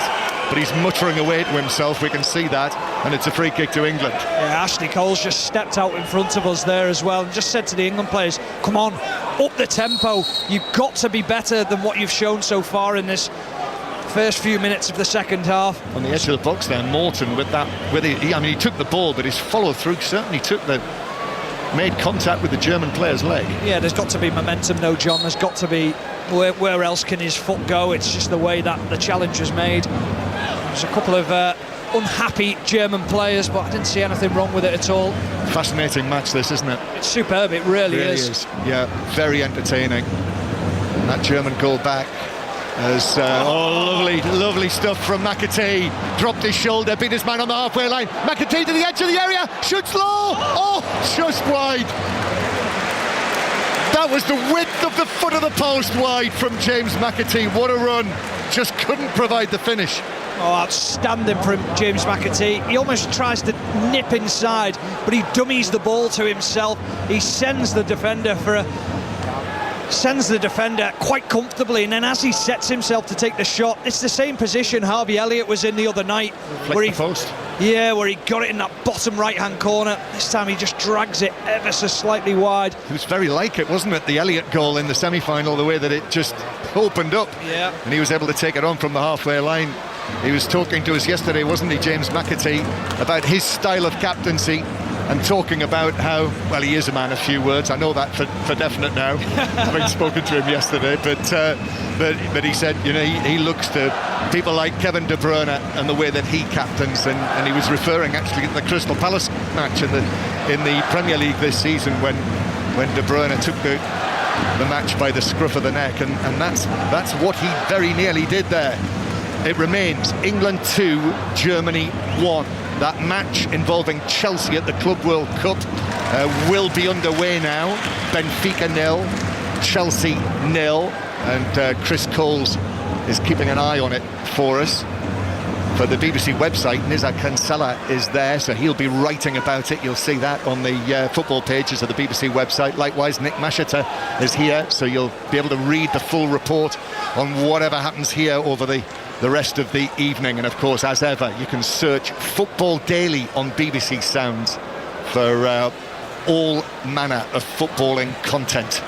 And it is Germany with the ball in the centre circle, with Ehrmann, who looks up and then gives the ball to Nathaniel Brown. And now it is with Voltemada on the left-hand side, but Livramento is able just to get a touch on that, so it ran away from him, and England can bring it forward from the back with Livramento, but he's very firmly challenged, well challenged by Rocco Reitz, the German midfielder. Martel now gets it down. England on the back foot here. Brown back to the ball played into the box, flicked by Viper. Martel trying to find a position. Anderson with a challenge. It runs away from him, and Kwanzaa is able to put his foot through it and clear it out for a throw on the halfway line. It's got very much a feel to the first game, this, where Germany dominated the first half and England came back into it. This is exactly the opposite way round. It's England dominated the first half in this game, and now Germany are starting to show the teeth a little bit. Now Castleford 10, Wigan 12 in the Super League match that is on Sports Extra right now. If you've switched on for Stephen Nolan, by the way, on 5 Live, he will be along after the conclusion of 5 Live Sport tonight, and this final, this Under-21 Euros final. Two countries that have both won it 3 times over the years. This is the 25th playing of this UEFA Under-21 tournament. England with Livramento just turning and playing it back towards the edge of the penalty area. On the commentator's view, we have the great football glossary where we talk about various phrases that are used in football. As Beadle plays it long downfield, Stansfield with a touch, but Ehrman's able to get there first for Germany. And then, Collins, that's a heavy pass back, and he's with that force of that pass, he has conceded a very cheap corner for England. Yeah, it's not like him. He's been superb all game. I'm really impressed with the two full-backs from Germany, but isn't really under any pressure, just a careless pass. Just watching Ashley Cole, who's gone onto the touchline. I think Lee Carsley's gone for a toilet stop, and Ashley Cole came out and he just said to Hinshelwood there, you've got to go into that midfield position, you've got to outnumber when we're playing out from the back. Yes, it's probably all that water we're drinking. He's back now. Yes, here he is, Lee Carsley, and he's immediately picked up a bottle of water. Alex Scott, I just seen returning to the bench down in front of us as well. Had to go off injured late in the first half. Right, corner to England. Morton takes this very, very deep. Cresswell with a header. It's deflected across the box. Cresswell's there again, battling for it. It's worked forward by Gruder. Germany could be away on the counter-attack. They are. It's played past Elliott. Gruder now. The Germans attacking in these pink shirts. Now, left side of the box, Nabel across goal. Beadle makes the save. Gruder's onto this. He's very wide. Back across it comes and then cleared away by Tyler Morton. Out of play for a throw on the far side. Oh, well done, England. Well done for the recovery runs that you've just made, but well done to James Beadle as well. Stayed composed in that situation. Didn't try to hold on to the ball because he knew it wasn't the right thing to do. But England, they recovered in numbers, managed to outnumber Germany and get the ball to safety. This final is shaping up. It could be a real thriller, this. Do not go anywhere. England 2, Germany 1. Just over half an hour to play. The ball on the right, just down in front of us. Germany in these pinky purpley shirts. Stansfield forcing Ehrman to go infield and pass it over to Bright, Ariam B. And then through right to Martel. Back they go though, back towards the edge of their own penalty area, back to the solidly built Ariam B, the much more slightly built Tim Ehrman to his right, and Germany just keeping the ball inside their own half. This is a really important part of this match. I was mentioning the glossary, one of those phrases that we use when it's 2-1, that old phrase, the next goal is important, and that is exactly where we are here. The reason it's a cliche is because it's true. Oh, it's very true. As Martel passes it over the top. Oh, it's headed down by Hinshelwood, but Kwanzaa's able to get there first ahead of the advancing right back Collins, who has gone down under pressure from Kwanzaa, and the assistant down there, the Dutch assistant referee, has given us a goal kick, and I don't think Tony De Salvo, the coach, can believe that. No, I actually thought you don't need to try and nick that ball. He goes down very easily. We saw it down there with Charlie Cresswell where he drew the foul. I did think the referee was going to give a foul against Kwanzaa. Stansfield pass very nearly gave it away in the central third, but Anderson is able to retake possession, and he just knocks it forward for Harley Elliott to take up the right-hand side. Livramento's made a very advanced run. Elliott, though, is forced by Brown to go back towards the halfway line. So England in possession, although Elliott has been dispossessed, and now Viper Voltemada is able to take it on, plays it square, but that was beyond Martel, and Germans didn't take full advantage there when it might have opened up for them. I thought Voltemada was going to open his legs and just stretch the England backline. He let them off by being a little bit more negative. Yes, Voltemada, edge of the area. Here's Martel now, edge of the England box, turns, plays it back to the right-hand side. Collins blasts it across. Oh, it comes off an England leg, Anderson, and rolls wide of his own goal and behind for a corner. And Voltemada there in the middle says to the German fans behind that goal, come on, increase the noise. Corner to Germany. Yeah, so often with German attacks, it's down the wings where they're so dangerous. This time it was Collins who flashed one in. Credit to Anderson. Rocco Reitz of Borussia Mönchengladbach takes this corner for Germany. Outswing out of the edge of the 6-yard box, comes off an England head, bounces across the penalty area, and then, oh, what a finish! Paul Nabel, top corner for a crowd of England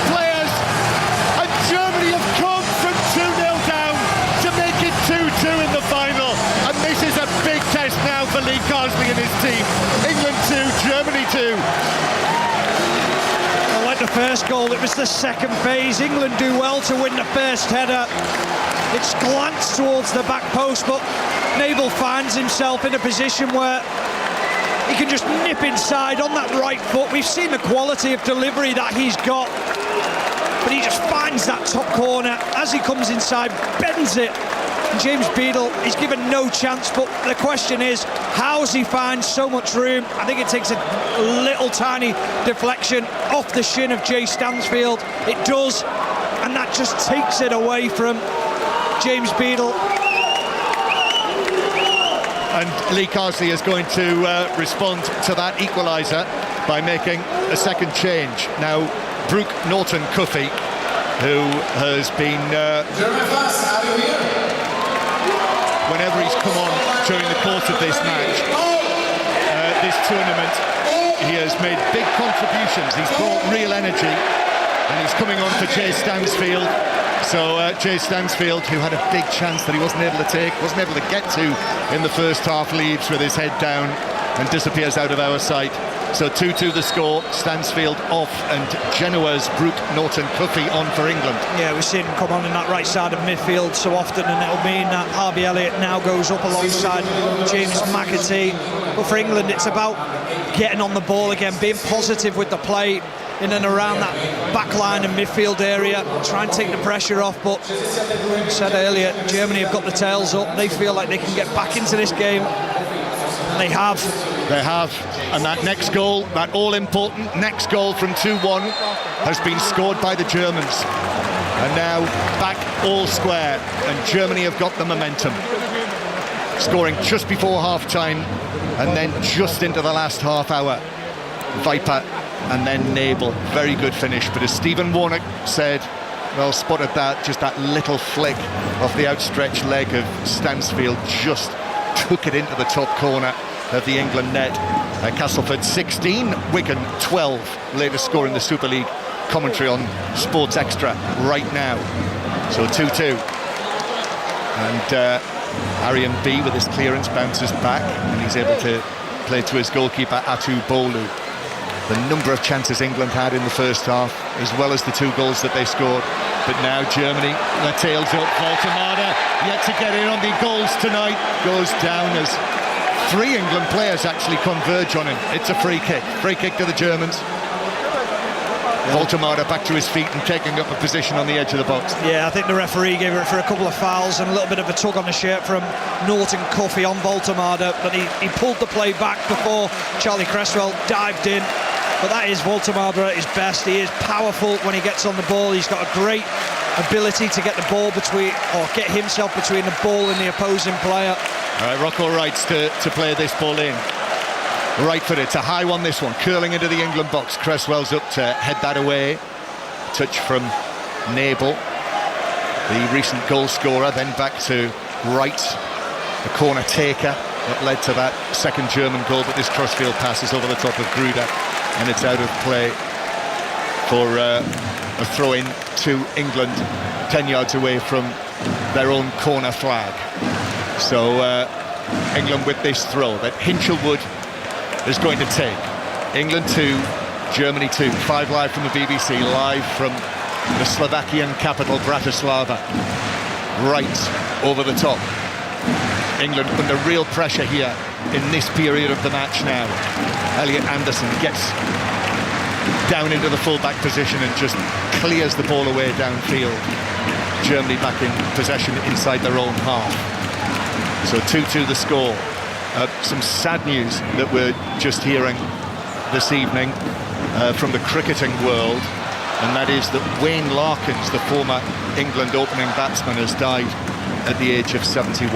Very sad to hear that. He was a real talent, an attacking opening batsman, Wayne Larkins. So I'm sure there'll be more on that during the course of the evening and in 5 Live Sport tomorrow, I would guess as well. Most likely at breakfast time as well, with Gordon Smart and Jeanette Quachi. Sad news. England 2, Germany 2. Elliot Anderson playing the ball forward, then getting a chance to stoop and head it down. And Anderson now carrying the ball forward for England, gives it to Hutchinson. who's very much involved in the first half, Hutchinson, but so far in the second, England have mainly been on the back foot. Tyler Morton, square from him. Tino Livramento, halfway inside German territory. Here's Brooke Norton-Cuffy, swings the ball across, but gets far too much on that, and it just flies away over everyone and behind for a goal kick to Germany. You just feel because there isn't a striker on the pitch, he felt he had to fizz that hard and low, and often when you do that, it can go ever so slightly wrong. He just almost shanked it behind the goal. Difficult skill when you're on the run at full pelt. Yeah, it's been a tough decision, that, hasn't it, for Lee Carsley? Jay Stansfield, who's offered so much in his all-round game, was involved in one of the goals, holding it up tonight.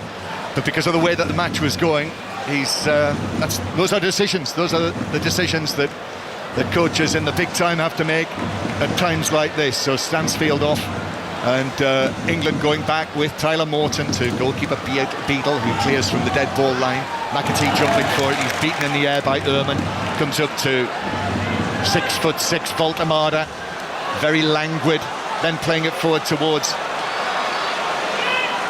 Nabel. Gruder. Nabel's now come across all the way to the right-hand side. Here's the cross. Kwanzaa's up there, headed away for England. Germany back in possession, though, with Namdi Collins. Good player, isn't he? Nabel, really positive player. When he gets it half a yard, there's no second thought. It is just get that ball in the box. Yes, he's been one of the midfielders of the tournament, I feel. Powell, Nabel. And on the score sheet in the final, 2-2. England 2-0 up through Elliott and Hutchinson in the first half, but Viper's header just before half-time, and then that goal from Nabel to make it 2-2. And right now in this match, it is Germany who are on top. England are having to dig deep.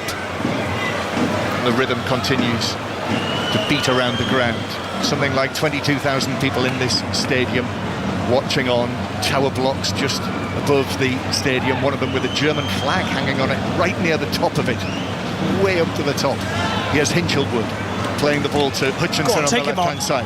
Hutchinson up against Collins now on his right foot, step overs, but then cuts back onto the right foot and gives it back to Hinchelwood.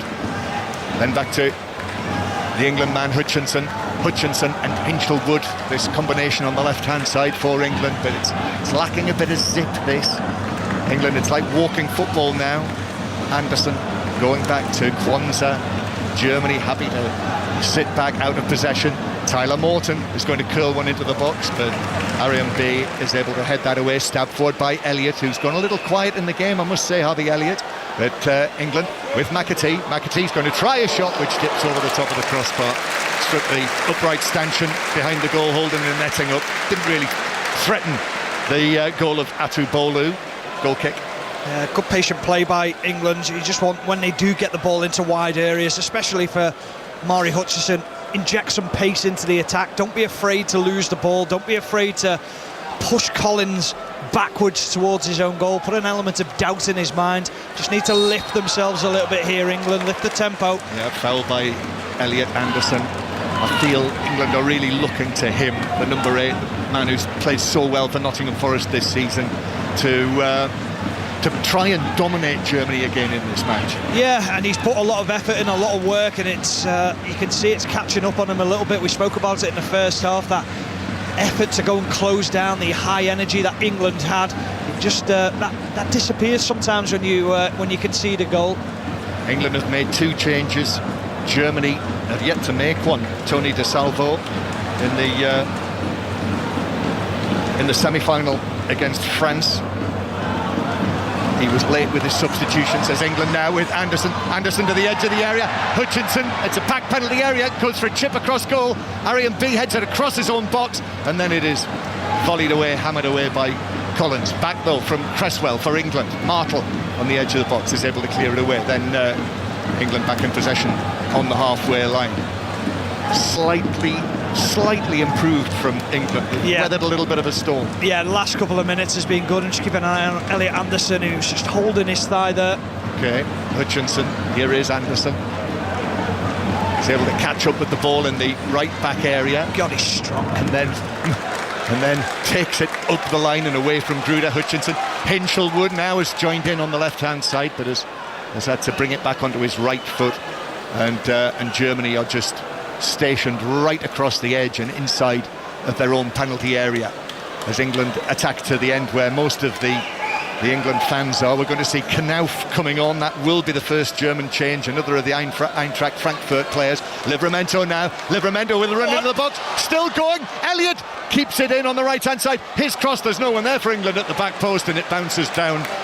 And Collins can volley it away. Livramento nearly went all the way. Yeah, lovely burst from Livramento, and I just wondered whether Harvey Elliott actually took it out of his stride. He had the momentum. Elliott took it away from goal, and then when Harvey Elliott did get it, there was 2 players on the edge of the box. I was thinking, just pass it to the edge, they'll get a free shot, but he just had one thing in his mind, trying to pick out that back post, hoping there was someone there. 2-2, 20 minutes to play. Elliot Anderson again as England come forward. They've recovered a little bit of their composure, England, after a difficult spell in which they conceded the equaliser. Makasi, though, is dispossessed. Voltemada halfway inside his own half. Such a tall man, I know this very well, has got that sort of pipe cleaner leg look, and he is very gawky as he is in possession again, and then Wright plays it forward, but that was blocked by Norton Cuffy back into his own half. Lee Carsley down on his haunches again, putting the pose of a man who's got a lot on his mind here, as Germany managed to get the ball to Gruder up against his clubmate Hinchelwood. Must do that in training on a regular basis. I think it'll be Gruder who comes off. I just don't see them taking Nabel off at all. I think they'll just want a little bit more pace in behind to be able to stretch England when they get the turnover in possession. Yep. And Knauf it was who, remember, scored and set up the other goal against England 10 days ago in the group. Hinchelwood getting up high against Gruder, winning the header. I think Gruder knows he's coming off as well, and that's a heavy touch by Hutchinson, who's fouled Martel, and that is a free kick to Germany. I think we will see the change now, and Gruder's already walking towards the halfway line. He knows his number's coming up. Yeah, Knauf will be a danger. We know the pace that he's got in behind. He's got that ability just to stretch defences, good in 1v1 situations as well. And the goal he scored against England was quite brilliant, wasn't it? That quick touch, that outside of the right foot finish into the far left-hand side. Now we've got another drinks break, John. Well, I'm quite surprised by that, because it's supposed to be, James Beadle has gone down. Do you know what was interesting? I was watching down below as England were on the attack, and one of the England technical staff walked out, signalled to James Beadle, almost as if to say, go down. We need you to go down, and that's why they want the water break. We saw this in another of the matches, didn't we? Yeah. So if you can't get it from the referee, you find a ways and means to make sure that your team get a break. So this is effectively engineering a water break. Absolutely. I like it. Well, he is getting some treatment on his right ankle while he's drinking from a water bottle. And the rest of the England players are gathered around on the halfway line. So while we've got this stoppage in play, Chris Coles has got an eye across Benfica Chelsea in the Club World Cup. And we're approaching, John, the first official drinks break in North Carolina. Half an hour played. Benfica 0, Chelsea 0. Predictably difficult in the heat, but from what we've seen, Chelsea have had the better of it. 3 decent chances. A Pedro Neto shot early on, well saved. Cucurella, a header off the goal line by Antonio Silva, and Cole Palmer has hit the outside of the post. Chelsea the better, but no breakthrough yet. Benfica 0, Chelsea 0. Yeah. Thank you, Chris. Yes, obviously no commentary on the Club World Cup on 5 Live, but our men in the States are writing for the website, and there's lots of coverage there. Very interesting stuff on the BBC Sport football pages. Players back underway. James Beadle has received that treatment. Elliot Anderson's been fouled by Collins, and it's a free kick to England halfway inside the German half. So 15 minutes to play, and I think, Stephen, for the first time, I'm going to raise the prospect of extra time. Here's Hinchelwood. Mari Hutchinson with Germany win the ball. Wright plays it infield to Voltemada. Voltemada gets it down and then sets off running, those thin legs of his, but Cresswell steps forward excellently and is able to whip the ball away from him, and now it's Cresswell carrying the ball downfield for England. Harvey Elliott takes it up, attacking towards the end where he scored that winning goal in the semi-final. The official attendance actually a little lower than the capacity. 19,153 is the official number. England with Hutchinson on the left wing. Collins just stays on the edge of the box. Hutchinson takes him on, drives it across, and it's cleared away by Arian B for Germany. James McAtee was the England man closest to it. Yeah, he didn't gamble, did he? And that's what we've been waiting for from Amari Hutchinson, taking the defender on down the line, not cutting back, being positive, and here he goes again. Yeah, he's beaten Knauf this time. Hutchinson then cuts in field. Collins comes across. The cross is deflected, which takes all the pace off it, and it just runs into the path of Atubolu, who can drop on it. And I know the cross isn't brilliant in the end, but what it does is now is Collins drops off. He drops that little bit deeper, and Amari Hutchinson now can get a little bit more freedom on the ball. You've got to play a game of cat and mouse with the fullback. It's the worst thing a fullback can see is a winger picking the ball up and just attacking him every single time. England 2, Germany 2 is the score here in this final, as England try to retain their title. But Germany attacking now. Germany, brilliant Cresswell. Able, but Cresswell puts in the challenge again. It's been one of England's men of the tournament, I think. Charlie Cresswell. Tyler Morton now. Morton, but there's too much on that pass. It wasn't. He'd have got that. Hutchinson didn't chase it, but it dropped and then bounced and skipped on out of play for a throw into Germany. I think you've got a gamble there. I think that's a ball that he should have chased. I don't think he realised that. He had a little bit of backspin on it from Tyler Morton. So Germany take the throw. It's cleared away to Knauf. Hinchelwood was really tight on him, did well. But Wrights then just volleys it downfield and it's out of play for a throw-in near the halfway line. The German coach, Antonio Di Salvo, who's in discussions there. I think it looks like he's thinking about another change, and he's got plenty up his sleeve, just having made the one change so far. Very baggy trousers, aren't they, that he's got on? There's black trousers, black t-shirt. And England with Cresswell. Cresswell looks to McAtee, who's dropped very deep now, almost into the back line, but then brings it forward. They're looking to Hutchinson again, England. Hutchinson as Collins backpedals. Hutchinson tries to go between two defenders. Then Anderson steps in. Germany take it away, though. Wrights up to Voltemada, still inside his own half. Voltemada, the Stuttgart man, then back to Wrights, plays it forward for Viper. It lands on his back. Cresswell had to watch that, he did, but Voltemada is onto the loose ball. Voltemada then to Nabel. Nabel just takes a moment there. He's got the ball at his feet inside the penalty area. Nabel back to the edge of the box. Martel with the control.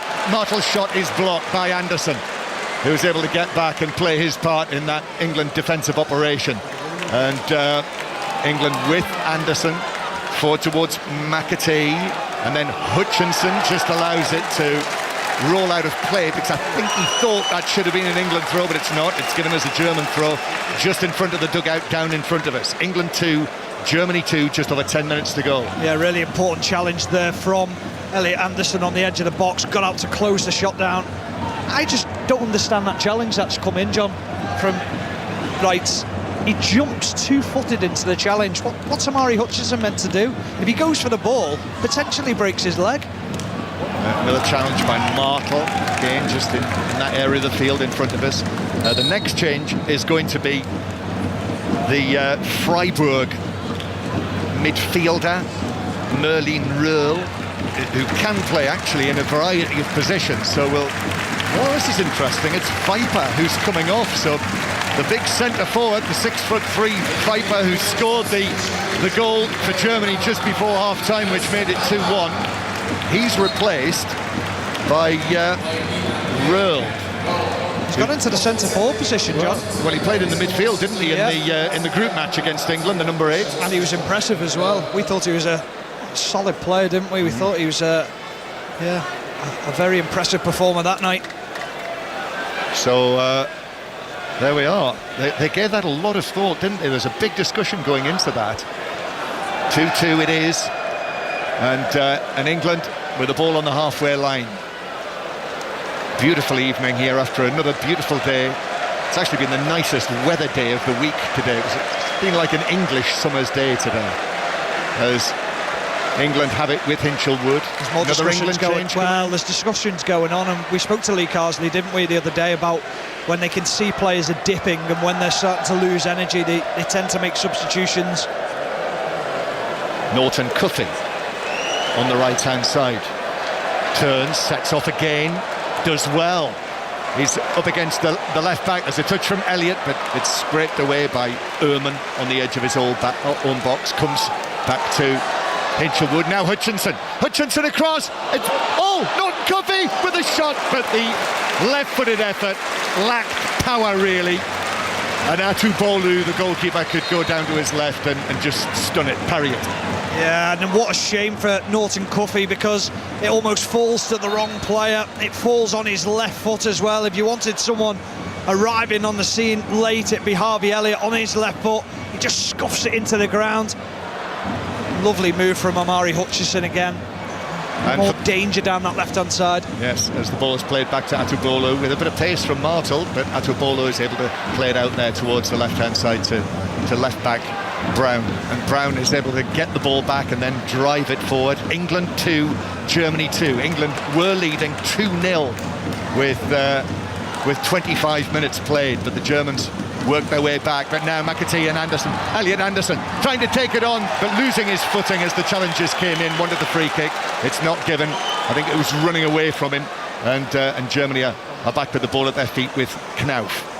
Martel has made his run forward, but that's won back well by McAtee. McAtee then to Hutchinson. Now here's Harvey Elliott through the middle.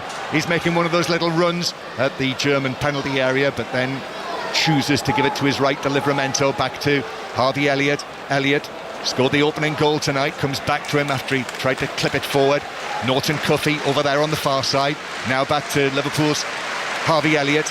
Norton Cuffy again, and Harvey Elliott makes himself available and goes back towards the halfway line. We are in the 83rd minute. Jarell Kwanzaa has a little wander forward with the ball and keeps going, even though he's passed it out to the right-hand side. Livramento and Norton Cuffy are there, so Kwanzaa is in position in the box. Tyler Morton shooting from the angle, and it flies over the top right corner. Atubolu was worried there, diving to his left. He was scrambling for it, but it was narrowly over the top corner. Well, how often have we said this about England in this game? Patient build-up, make sure they pick the right pass, and then Tyler Morton, we saw it in the last game, the Spain game, where he drove forward and he had a similar shot where he just cut across it, tries to find the near top corner. It's been better from England. We've got the screens here on our commentary desk as Germany come forward with Knauf. Voltemada back to Knauf. England have got to beware here. Livramento steps in, doesn't make the challenge. Nable's going to try to shoot, which he does, and it bounces wide of the left post as he looks at it, with Beadle diving to his right. So there was concern, but it bounced wide. Yeah, you can't try and pinch the ball off him. He's so quick, so nimble the way he moves his feet and shifts it. I don't think Beadle would have been beaten had it been on target. He seemed to be at full stretch, but would have had it covered. As we mentioned earlier, Thomas Tuchel is here, England's head coach, as Norton Cuffy is able to take the ball forward, take on Brown, who deflects it out for a throw. And for the first time tonight, we saw a TV close-up of the England head coach, the German, Thomas Tuchel, looking agonised that England had not scored with that Norton Cuffy chance against Germany. Yeah, he was disappointed, wasn't he, alongside Anthony Barry, his coach. I'm just trying to see why the referee's blown, and they've got a problem on the left-hand side, which Brown has sat down. That would be a positive for England. Yeah, so the referee's going to trot over to see how he is, and waves on the German physios to come and have a look at him. So as a result of that, it is water break time again, impromptu water break time with 5 minutes to play. But yes, that little glimpse of Thomas Tuchel that we were giving, I think he is sitting up in the tier above, show that indeed we know which colours are attached to his mast now as the England head coach. So a stoppage now,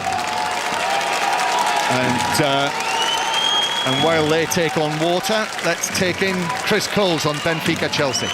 5 minutes to the break. Benfica 0, Chelsea 0. Chelsea continuing to dominate, and another excellent save from Benfica's Ukrainian goalkeeper Anatoly Trubin, denying Mark Cucurella, who was clean through a left foot shot destined for the net, a brilliant right hand denying Cucurella, and keeping the score at Benfica 0, Chelsea 0.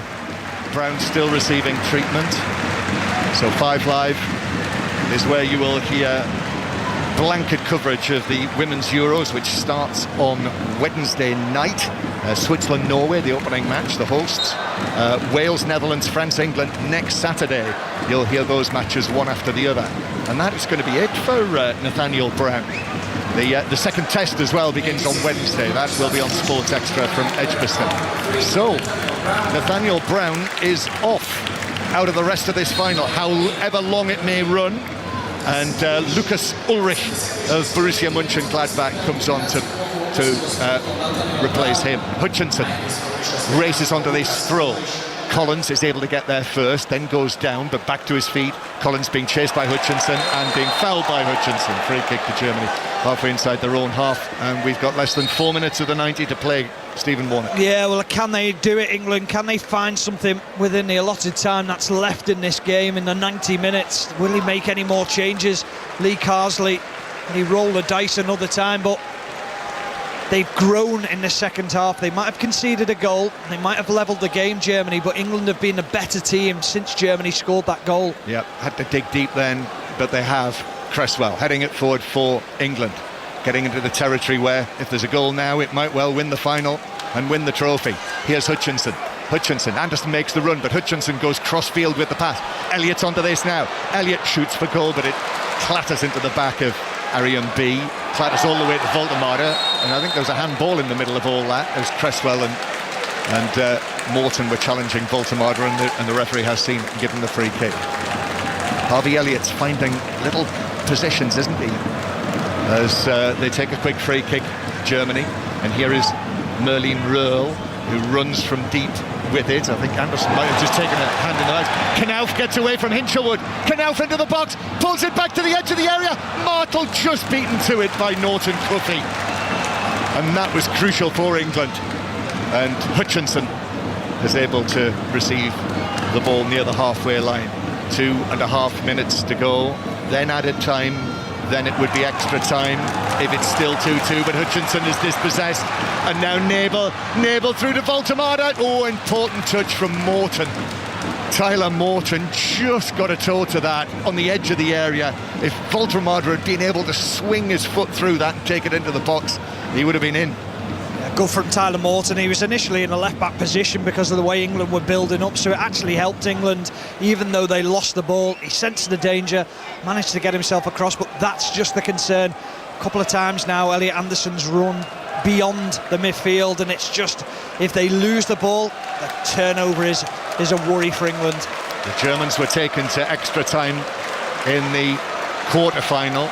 Remember how Italy scored right at the end of that, even though they were down to 10 men. But Germany eventually prevailed as Hinshelwood in the central third was able to play the ball forward, and then Hutchinson is caught there by Collins, and that is a free kick to England as Hinshelwood actually puts his hands on Knauf, who drops to the floor.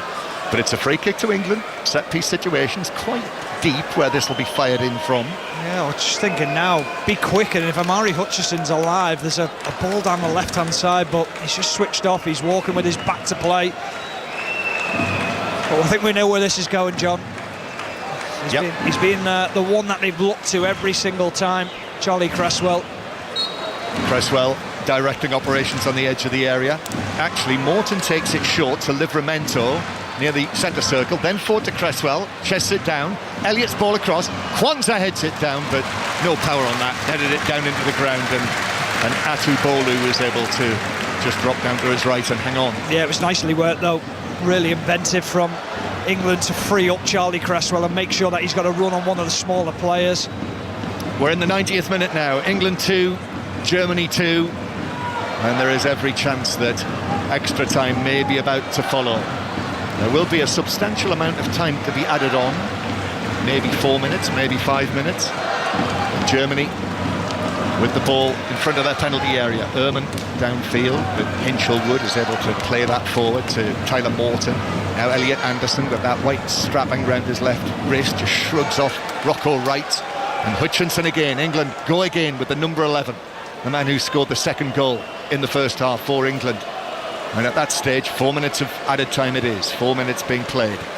Hinshelwood when England were 2-0 up, and if you weren't listening earlier on, the number of chances England had, if they'd been able to find that third goal, and they could easily have done that, but they didn't, and they paid for it as Germany stormed back into this final. Tyler Morton now 10 yards inside German half, is able to work it under pressure to Hutchinson. There's not much space over there on the left hand side, and so Elliot Anderson is able to play it back towards the halfway line.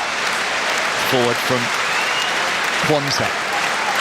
Elliot Anderson once again still going, plays it back 30 yards out. Hutchinson cross to Livramento, a little more space over on the right hand side. Norton Cuffy.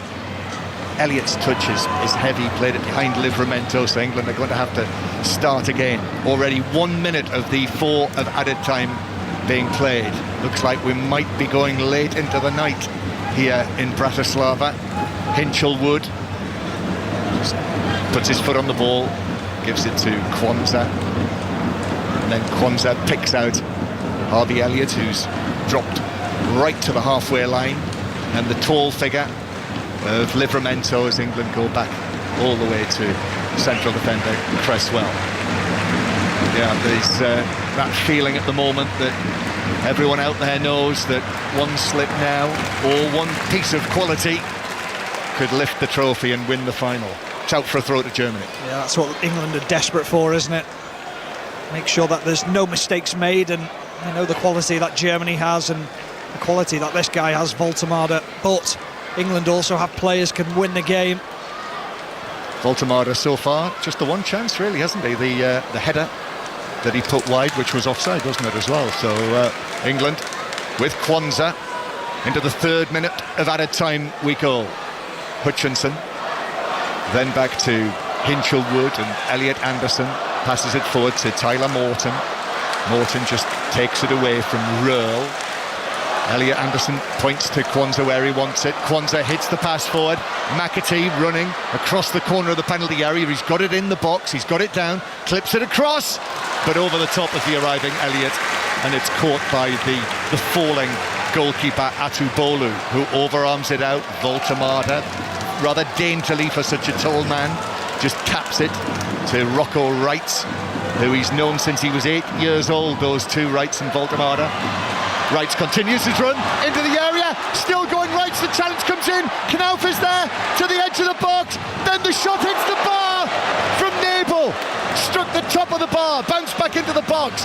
England survive a scare there, but Germany still threatening. In from Nebel it goes, and cleared away by Livramento on the edge of the 6-yard box. Brilliant Charlie Cresswell again, outstanding challenge, last ditch challenge, gets a toe on the ball just as enough, and then as you say, John, they get a little bit lucky, England, with the ball that strikes the bar. I must say I thought Wrights was running all the way through there with that run into the England penalty area, but England defenders falling into his path, and as Stephen Warnock says, Cresswell with a crucial touch. So it remains 2-2, but England survive a big scare there as Elliott is winning a free kick after the challenge from Martel, who is on a yellow card, but it is only a free kick. Yeah, it was a coming together between the two players. Just keeping an eye on James McAtee, Johnny. When that counter-attack happened, he was down in the bottom corner with cramp, so they have an issue here, England, whether they can get him to full time and then make a change. But he's just saying, Nikazi's saying, go down if you need to. He's saying, no, I'm okay for now. Just watching a replay of that effort that struck the crossbar, was actually deflected. The shot was deflected off Norton Cuffy from the shot from Nebel, which caused it to hit the bar and come out. And that's it. 2-2, extra time coming. Yeah, it wasn't the ideal situation for England in the second half, having conceded right at the end of the first half. They were on the back foot early in the second half, and Germany got the goal with the momentum, but England grew into the game. They had opportunities themselves. Now it's about the substitutions and who can impact this game, and it looks like James McAtee's going to come off, and I just saw Ethan Nwaneri run down the tunnel. He was stripped and ready to go. Right, so listen out for that at the start of extra time. England 2, Germany 2 in the final.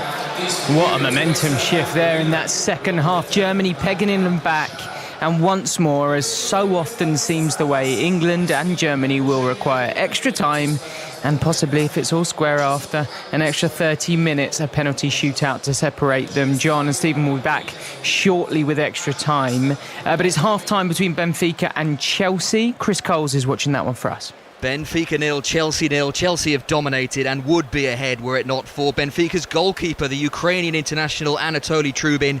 2 excellent saves to deny firstly Cole Palmer at the front post and latterly Mark Cucurella, a big instinctive right hand to claw away the Spaniards' effort. Benfica haven't offered much going forward, and you wouldn't be at all surprised, Ben, if, like in Bratislava, extra time and possibly penalties will be needed to decide this last 16 tie. It's Benfica 0, Chelsea 0. Thanks, Chris. Let's bring back in former England Under-21 captain Nigel Rio-Coker. Nigel, goals change games. Vipers' goal in stoppage time just changed the momentum of this one, didn't it?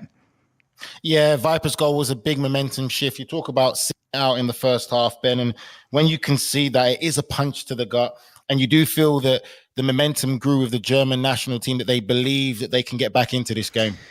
Do you think there will be any of those players sitting there thinking about those missed opportunities in the first half? No, I don't think so. You know, these are experienced players now. These guys have played enough first-team football and had a lot of different experiences to be able to say, this is the beast that you're in. This is called football. I think for me, it's like I said, it's about the test of character now, really and truly. And I think that's what's been missing for us, not just for the 21 side, but also the senior side in England. When things go against you, when things go against the grain, have we shown enough character, enough real resilience as players and individuals to say we can get through this? So as much as, yes, it's the 21s doing this right now, they need to show this to be able to take that to the senior side, whether it's collectively as a team right now, the 21s, or individually that they can handle these type of situations. What does Lee Carsley do next? I think the substitutions are massive importance. So when you look at the team right now and you look at what's available to him, Stephen Warnock was right. I think Nwaneri is the one big one you can have there. He really is a fearless young player, shown already what he's capable of.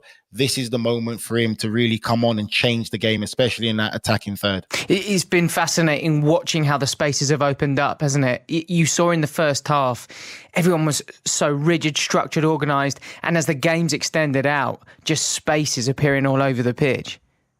Yeah, and then when these spaces start to appear, it's players like Nwaneri who've got that ability to beat players one-on-one, great football intelligence. He's a great finisher, got a great strike on him.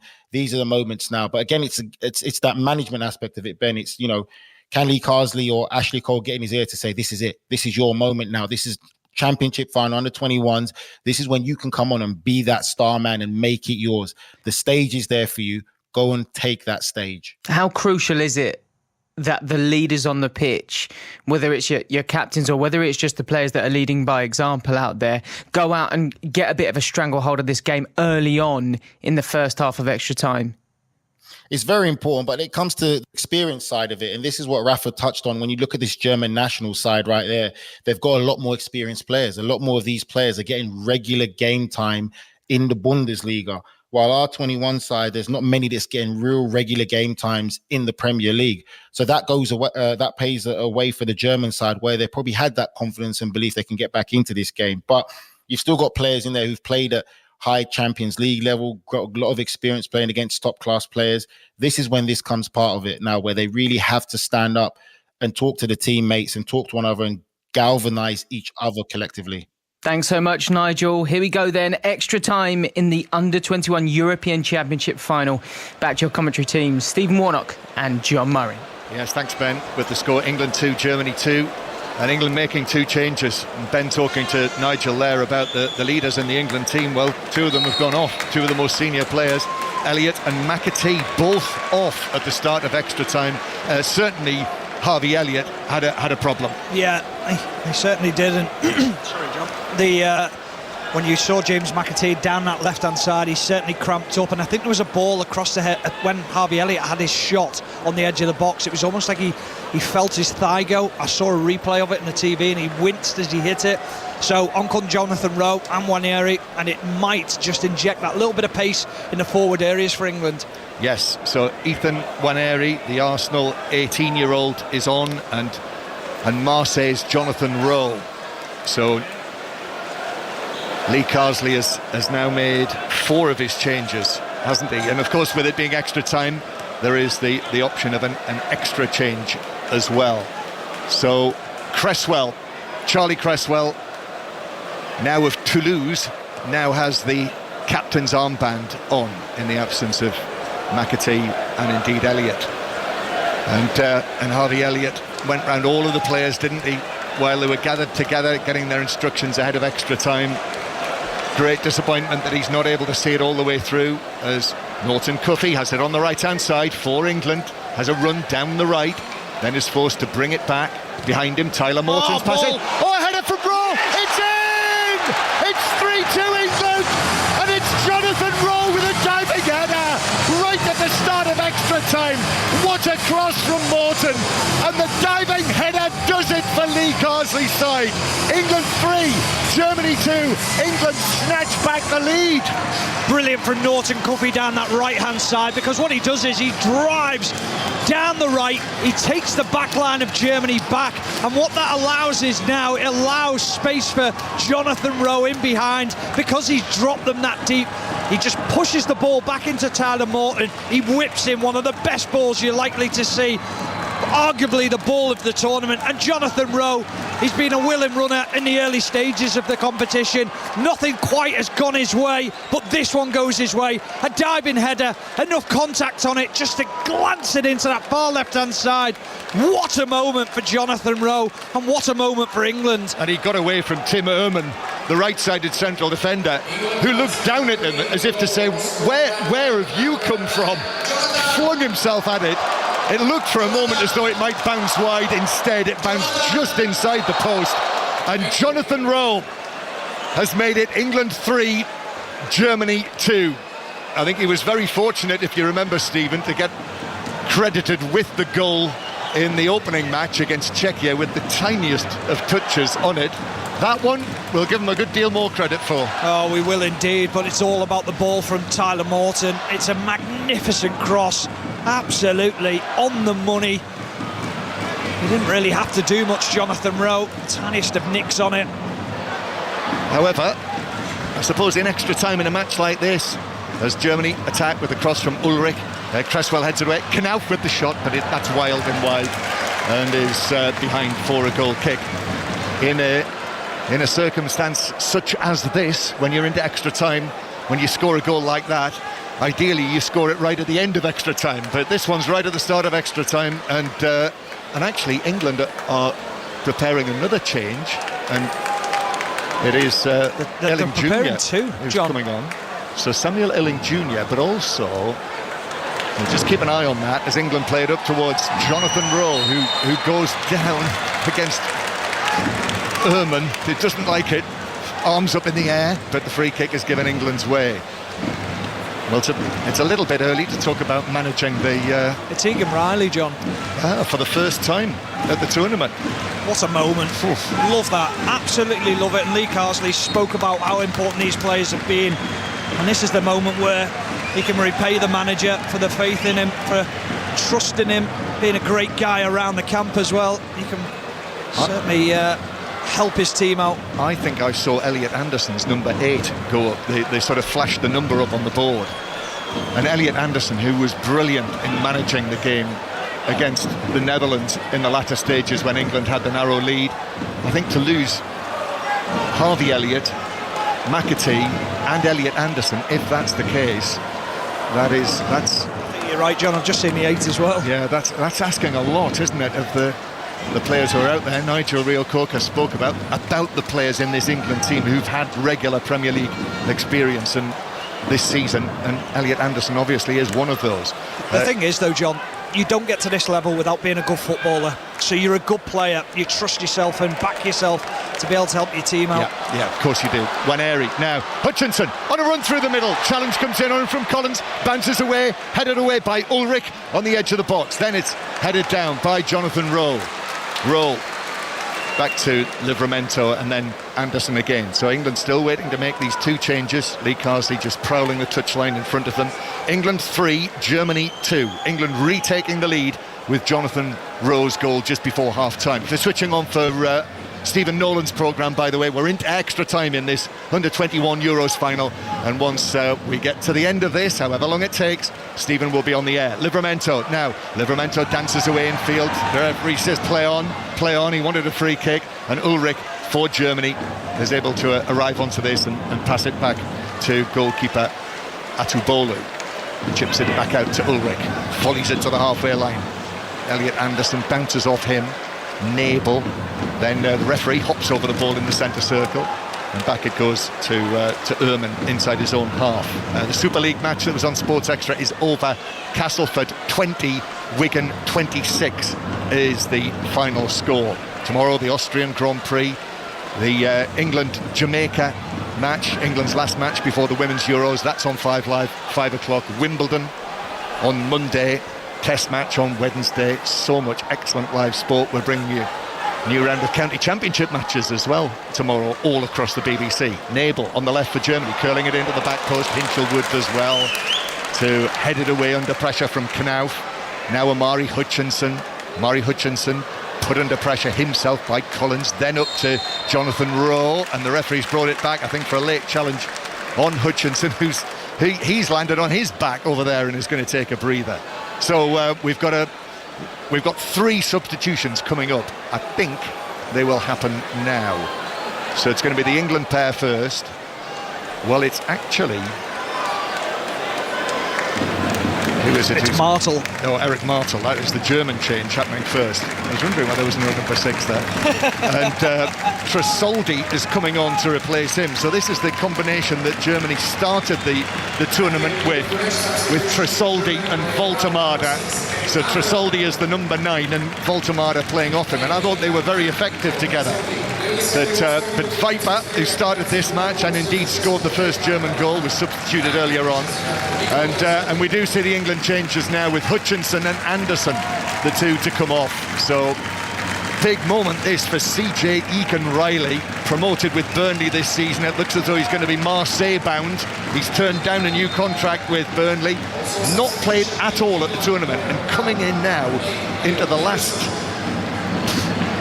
15-20 minutes of the final in extra time. Enjoy it, absolutely enjoy it. Put yourself about, trust yourself as well. You're a good player, get on the ball, have an effect on the game. So Illing Jr. has taken a position. Where is he? He's on the far left-hand side, John, so he's gone in for Amari Hutchinson, hasn't he? So yes. This is quite a shuffle, you know, that Lee Carsley's had to make here. I'm not sure he'll necessarily expected this team to be on the pitch at this stage of the final, but that's what he's got, and England have got the lead, but Ulrich attacking. Livramento has to readjust and is able to turn and volley it away. That was super play by Waneri, and now England do bring it forward with Illing Jr. The pass is slightly behind Egan-Riley, the former Manchester City youngster. Rowe, then Waneri through the middle with the pass, but that was beyond the run that was made by Illing Jr., and Germany have got it back. England have got so much pace in the team now, it actually suits them because they can sit in deep knowing that they can get close to the German players, but when they do break, my word, they can break with pace and power. England 3, Germany 2, late on this Saturday night. And Germany, who've already come from 2-0 down to make it 2-2,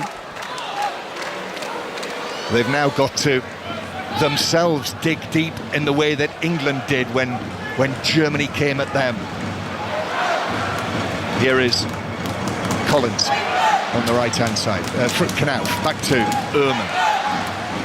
Ehrman then knocks it infield to Ariam B.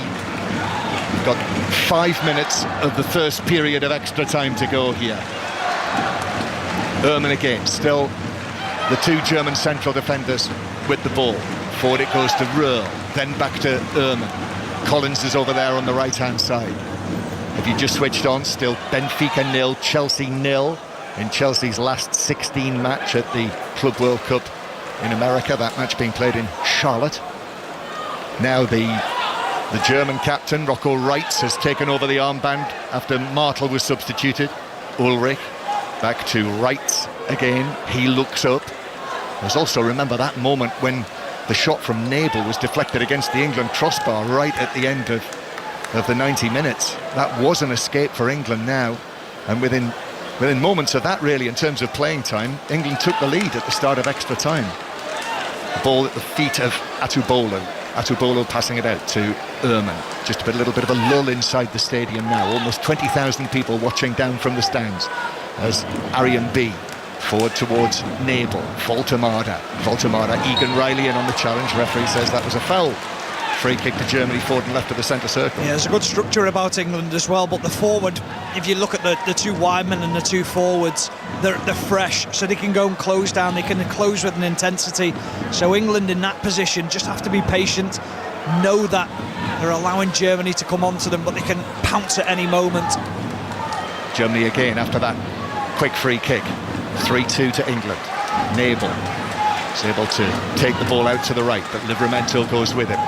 Now Röhl's ball into the England box. Cresswell is able to volley it into the right back area where Norton Cuffy just delivers it to Livramento to chip it out of play. Very, very tense now, this period of the match. Germany probing, trying to make the breakthrough to bring it back level once again. Arian B to Ehrman. I think the Germans are thinking about another change again as well. Ehrman being chased, being harried by Illing Jr., who is absolutely, as you said, Stephen, using his pace, putting himself about.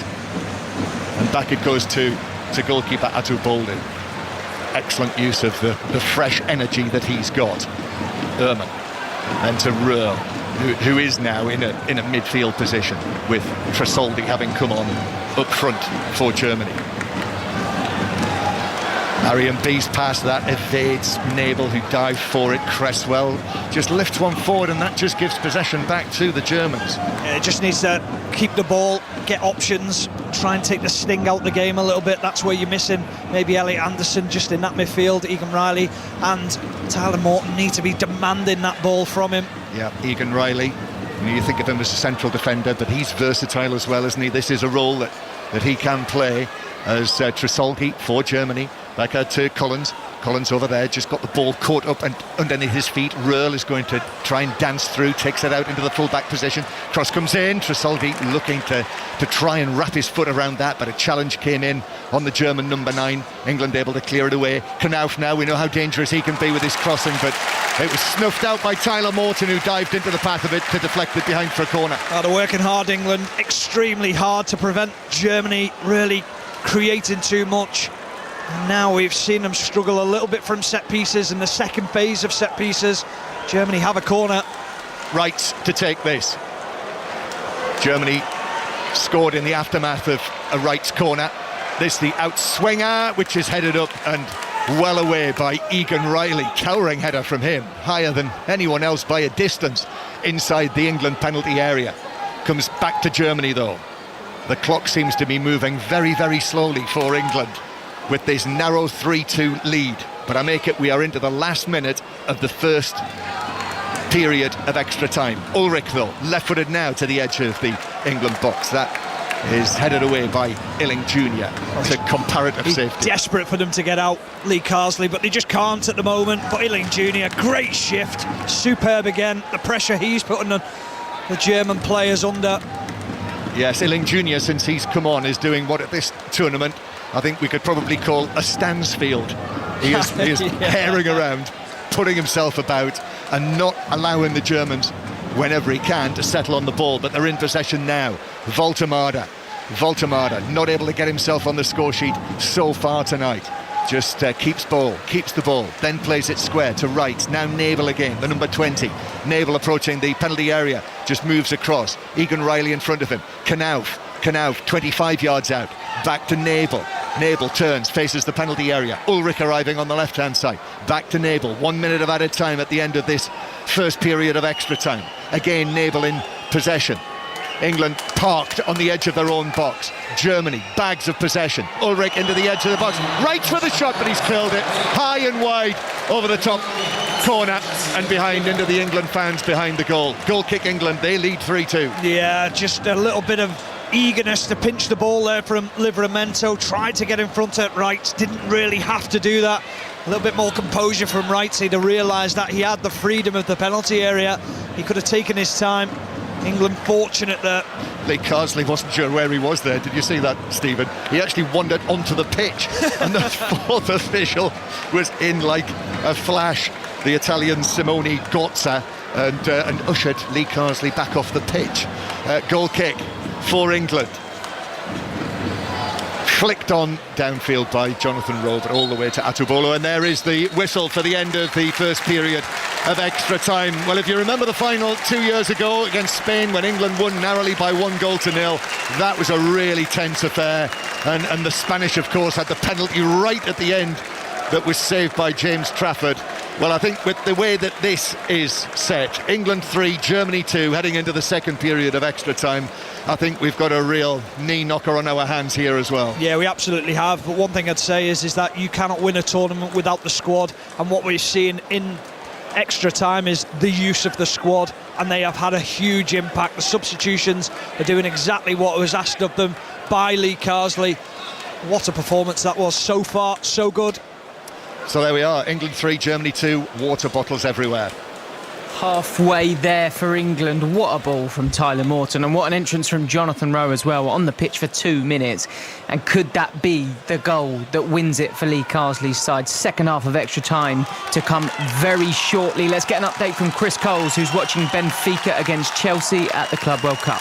4 minutes into the second half, Ben. Benfica 0, Chelsea 0. We have picked very much up where we left off, with Chelsea all of the ball, dominating possession, and a couple of mini openings at the start of this second half. Palmer to Delap, Otamendi, the former Manchester City defender, with an excellent clearance, and Moses Caicedo from a mile out, 35-40 yards, nice touch with his right foot shot, couple of yards wide of Trubin's right post. Benfica 0, Chelsea 0, 50 minutes in. Thanks, Chris. Former England Under-21 captain Nigel Reo-Coker is with us too. Nigel, you mentioned those big calls needed from Lee Carsley. So far, so good.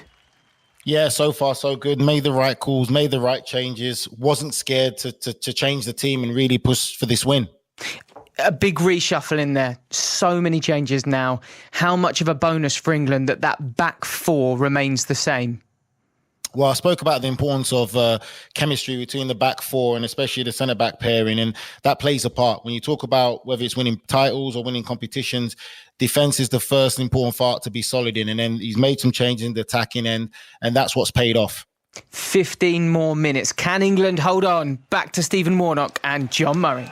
Another German change before the start of the second period of extra time. The 19-year-old Bayern Munich midfielder Paul Vanna has come on. He's actually at Heidenheim this season, but Bayern Munich bred, as it were, and he's taken the place of Tim Ehrmann. Yeah, he pulled up right at the end of the game, John. He got a cramp in his calf, but they've also gone to a back three now, Germany. Yes, they have. So that is what Antonio De Salvo has done, or perhaps had to do, with Germany chasing the final, 3-2 down. And England now, this lineup, I just made a note of it there because of all of the changes that have been made. So Beadle in goal, as just discussed there between Ben and Nigel, still the same back four, so Livramento, Cresswell, Quanta and Hinchelwood. But then Egan Riley and Morton are the two in the middle, Norton Cuffy and Illing Jr. in the wider positions, Waneri and Rowe. So that, I mean, we were not expecting that lineup, I have to say, at this stage of this final. But it's been a case of needs must with players picking up little tweaks and injuries. Alex Scott had to go off in the first half as Hinchelwood plays it forward. This is going to be a very long 15 minutes for England as Germany try to conjure up the equaliser. England with Illing Jr. Illing Jr. plays it through the legs of Collins and then cleverly runs into him and wins the free kick. Free kick to England on the halfway line. And they've got to be clever, they've got to be smart here, haven't they? They do, but Egan Riley did extremely well there to just pinch the ball off the German forward and then offload it to Illing Jr. Cheeky little nutmeg, bides, gets his team a free kick, just takes the pressure off again. He's been superb since he's come on. So these final 15 minutes, England trying to hang on to the lead. 3-2 the scoreline. There's Waneri has to stretch for it and then passes it back into the back line to Kwanzaa. Kwanzaa just carrying it forward. There's no gung-ho here for England. Lee Carsley waving his hands above his head with some instructions. Kwanzaa through the middle for Jonathan Rowe. Jonathan Rowe in the D. Just got a little flick and then commits the foul actually on Ulrich, and that's a free kick to Germany. Deep inside their own defensive third. Just wouldn't fall his way, would it, Jonathan Rowe? Lovely play from Gerald Kwanzaa when he was driving through. I was thinking, well, if this breaks down, it's a little bit of a dangerous situation, but he played a lovely ball into Jonathan Rowe. 2 minutes of the first period, of the second period of extra time have been played.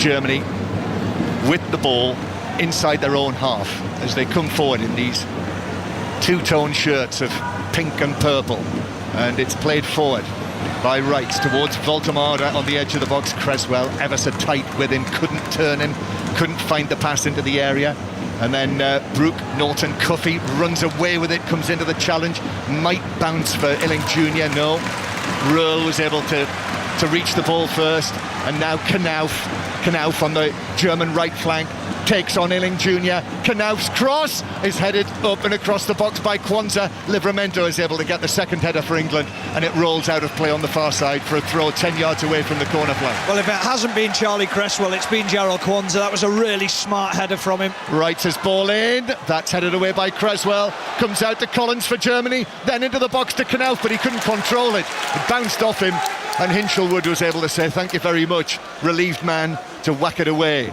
Germany now, this pressure is building from them. 3.5 minutes played of this last 15 minutes. Nabel just allows it to run there for the newly arrived Fana. Now the cross from the left-hand side from Ulrich. Egan Riley jumped for it, he was fouled. It's a free kick to England inside their own penalty area. He went sprawling down. Voltemade stalks towards the referee with his mouth wide open, but the free kick is England. Yeah, great position from Egan Riley, knowing that he has to be in front of Voltemade to stop that ball going into him, allowing him to chest it. Voltemade with a hand in the back. Egan Riley just feels that hand and just invites it, goes to ground, gets his team a free kick. England 3, Germany 2. Again, if you've just switched on for Stephen Nolan's programme, he will be along once this final is over. England, under Lee Carsley, attempting to retain the Under-21 Euros. That's not happened. England have not done that since the early 80s. It was 41 years ago that Dave Sexton's side, the former Chelsea, QPR, Manchester United manager, one of the most popular figures in the game back then, he was the coach back in the early 80s. But there is work to be done. The Germans, you can hear the whistles from their crowd. England taking all the time they can over this throw-in. The Germans have already started making the point to the fourth official that England are slowing the game down. That was a foul on Wright. Free kick, though, for Germany is still deep inside their own territory. Well, can moan all they want. If it was the other way round, they'd be doing exactly the same thing. Slow the game down, frustrate the opposition. You talked about that experience, John. We're starting to see it from England. Ulrich, Ben. Ulrich has got Nabel over there as well. Ulrich is the option. Nabel does find him. Then to the corner of the box where it's played into the penalty area by Ruhl, but held up there, and Germany still with it in the England full-back position. Nabel back centrally to Wright.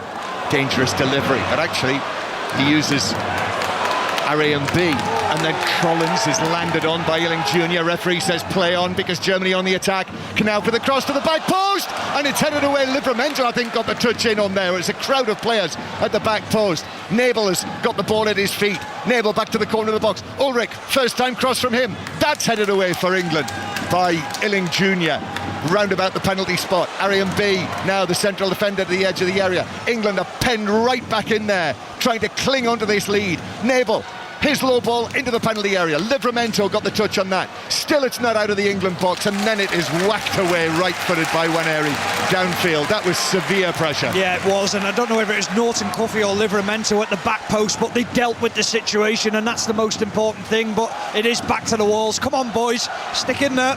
9 minutes to go. England 9 minutes away from winning this trophy for a second consecutive time. But Germany now are really going for it. Nabel's ball in, all the way through into the hands of of goalkeeper Beadle, and an England fan in front of us gets to his feet and claps his hands above his head in relief as much as anything else. And now we see the referee is counting this 8-second rule. Beadle had the ball in his hands. You can see the referee counting. He's blown his whistle. Oh, it's the challenge by Illing Jr.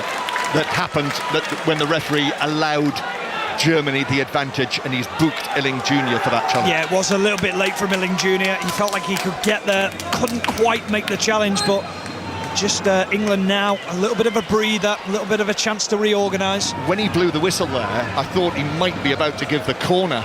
You know, the 8-second rule, if the goalkeeper hangs onto the ball now for 8 seconds, a corner is awarded to the attacking team. But no, he was just going to show the card. Rowe, Jonathan Rowe, has a rare England attack here, but Arian B puts the challenge in. Illing Jr. has got it though, and I think he's going to take it very sensibly down out onto the left wing, not thinking about chipping it into the penalty area. Illing Jr., excellent control. And Morton, he's played it into the German defender Collins, and the spin on the ball, it was heading out for a throw, but it bounced, took a turn and went out for an England corner. Yeah, very, very good from both Tyler Morton and Illing Jr. there, making sure that they retain the ball. I thought Illing Jr., as you say, John, I thought he was going to go to the corner flag, but they're just taking the sting out this game now. It's been a gripping final, this, hasn't it? It's been absolutely brilliant. Loved every minute of it. Yeah, gripping final, a fitting end to what's been a very, very good tournament. England, at the moment, with this scoreline, are winning it. Corner is taken short. Then the German challenge comes in. The referee blowing his whistle, he says it's a throw into England. So Egan Riley trots forward. He gives Illing Jr. an option with the throw. He uses Jonathan Rowe. Röhrl for Germany gets a toe end to it, and then Wright plays it off Illing Jr. and out of play for a throw-in. That has wasted some time down there. Yeah, you need to pin them in now. Make sure that they can't find an easy way out. 6 minutes to go. 6 minutes between England and another Under-21 Euros title. But Germany sweep forward now from left to right. And the pass from Nabel is beyond Knauf, who goes down in the penalty area. That was a little desperate from him. He looks towards the referee, sitting on his bottom in the box, and motions to the referee. How about that for a pull? The referee's not having that. Nah, get up. Absolutely no chance. Well done, Hinshaw, in that defensive position. Just an arm across the chest, making sure that he's in control of the situation. Knauf trying to buy a free kick. It's a yellow card for the England goalkeeper James Beadle for delaying the restart from the goal kick. He won't care. We'll take that one. There are now 5 minutes to play. England 3, Germany 2. A dramatic Saturday night in Slovakia. Voldemar heading it forward for England. Norton Cuffy is there first for England after Voltemar's header forward for the Germans. Beadle is able to clear it away. Livramento now heads it forward. And then Waneri making a nuisance of himself and fouling Ulrich. Free kick, 10 yards inside their own half. Bright, Arian B's trying to get on with it. Takes it to his right, to Rocco Wright. And then Knauf receives it, but England now, everyone back behind the ball, all of those white shirts. Germany go back to Wright, Collins, his pass infield to Vanna, and now over here on the right-hand side, Merlin Röhrl is there, and then the ball into the box by Wright. It's chested away, comes out of the box to Ulrich. Ulrich dinks one over the top. Tresoldi tries to get there. England are able to head it away, and it bounces down over here to Jonathan Rowe, who just chips it downfield. And actually, I thought Tony DeSalvo, the coach, was going to catch it before it bounced off the pitch. I was hoping he would. He just allowed it at the last moment. Free kick away. He would. Germany take the throw quickly. Collins, then field to Vanna. Vanna on his left foot, all the way over to the left-hand side to Ulrich. Ulrich looks infield. Arian B is there. Then the dangerous Wright once more. Wright still goes out to Knauf on the right-hand side. Then back to the little midfielder. Wright. Arian B. Low ball through the middle. A stretch has given it away to England. And Egan Riley just runs into Wright and then goes down. And and Germany are back in possession again through Roll. England missed the opportunity there to basically play for touch, hit it away downfield. Germany now, England retreat into their own penalty area. England 3, Germany 2. The ball into the England box. Tresoldi challenging, but he's beaten in the air by Cresswell. Now across again. Wright once more. England penned into the defensive third. Knauf bringing it in from the right-hand side. Then Collins. Wrights his ball across the box. Challenge from Kwanzaa. It came off one of the two of them, and the assistant says it's a corner. It came off Jarell Kwanzaa as he challenged Tresoldi. Corner to Germany from the right. Yeah, impeccable timing from Jarell Kwanzaa, making sure that he didn't take down the forward Tresoldi. Just got a toe on it. 2.5 minutes to go. 2.5 minutes of extra time. England in front, but Germany pressing and pressing and pressing. And now the corner to be taken by Rocco Wright to the near post, which is headed up and away by Livramento for England. Wright trying to find a way back into the penalty area, still going, left foot shot, drags it wide of the foot of the post and behind. Goal kick England. Yeah, it was nice play by Wright. I think Hinshelwood was reluctant to go in for a 50-50 with him in the penalty area because he was scared about giving the penalty away, and as he went through Wright, he just dragged the shot horribly. It was a little bit of a tired shot at goal, but now England with the opportunity to go long again, maybe to kick to touch. Yes, I think so. Lee Carsley actually gets the stopwatch out of his pocket, has a look at that, urges his players to make one final effort here. We're into the last 2 minutes now. England leading by 3-2 against Germany in this final. Rowe heads it on for England, but Collins has got it at the back. Collins turns, a tired looking Collins, plays it to the German goalkeeper Atubolu, who passes it out to Ulrich. Germany now with just the 3 men at the back. Röhl has dropped deep, the tall Röhl with his curly hair, then finds the pass to Wright, who crosses the halfway line now. Wright puts his foot on the ball. He looks up and he sees 2 ranks of white England shirts defending their own penalty area. Wright has to chip it across to the left-hand side. That's taken down by Ulrich again. He's got Nabel over there, but he comes back infield to Arian B. Arian B to Wright. England back off him. Eventually Morton comes. Wright curls it in. It's into the penalty area where it bounces down, and Egan Riley for England is able to swing a leg and slice it forward. Comes back to the edge of the box. Egan Riley stoops forward and heads it away. And now I make it that we are into the last minute. We're into the 120th minute.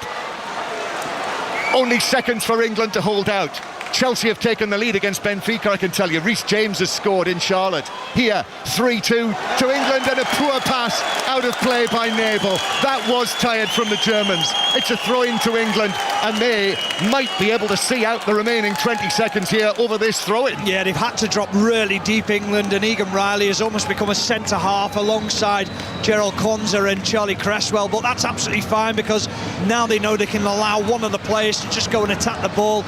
But now England trying to push Germany back, but the Germans come again. The 120 minutes are up. This is the final attack of the match. In fact, 2 minutes of added time had to be played, so still 2 minutes for England to hold out. Wright with the ball into the penalty area. That's cleared away by Hinshelwood. Hasn't cleared the area. The shot from Rowe comes back to him. Oh, shoots against the bar and over the top. Oh, how close to a German equaliser. Volley from the edge of the box. It was dipping, but not enough for Germany. It bounced on the bar and into the fans. Well, Röhl had the initial shot, and Egan Riley did incredibly well. He just threw his body at it.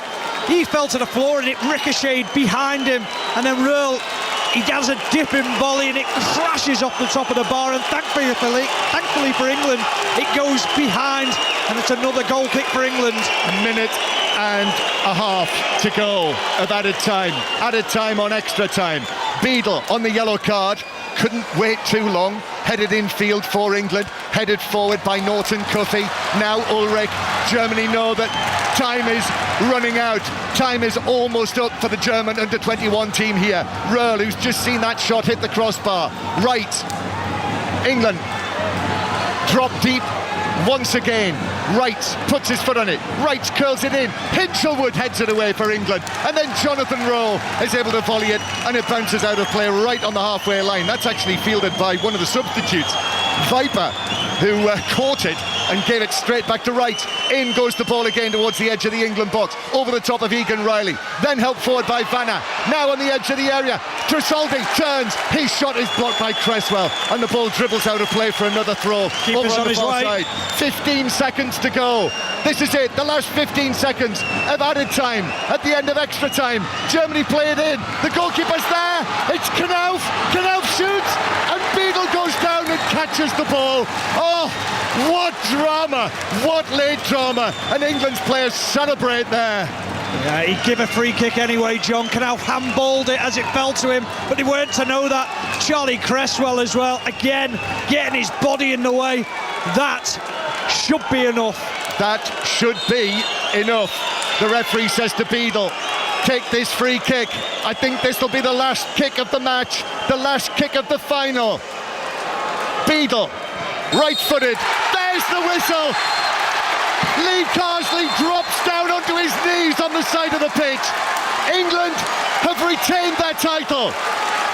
They've won the Under-21 Euros, 2 in a row. Lee Carsley, well, I've never seen him react like that. True emotion from him. And the England players out there, what an effort, what an absolute thriller that was. And England, thanks to Jonathan Rowe's goal at the start of extra time, have edged it against Germany by 3 goals to 2. And Lee Carsley punches the air, a smile right across his face. Wow, just brilliant from England.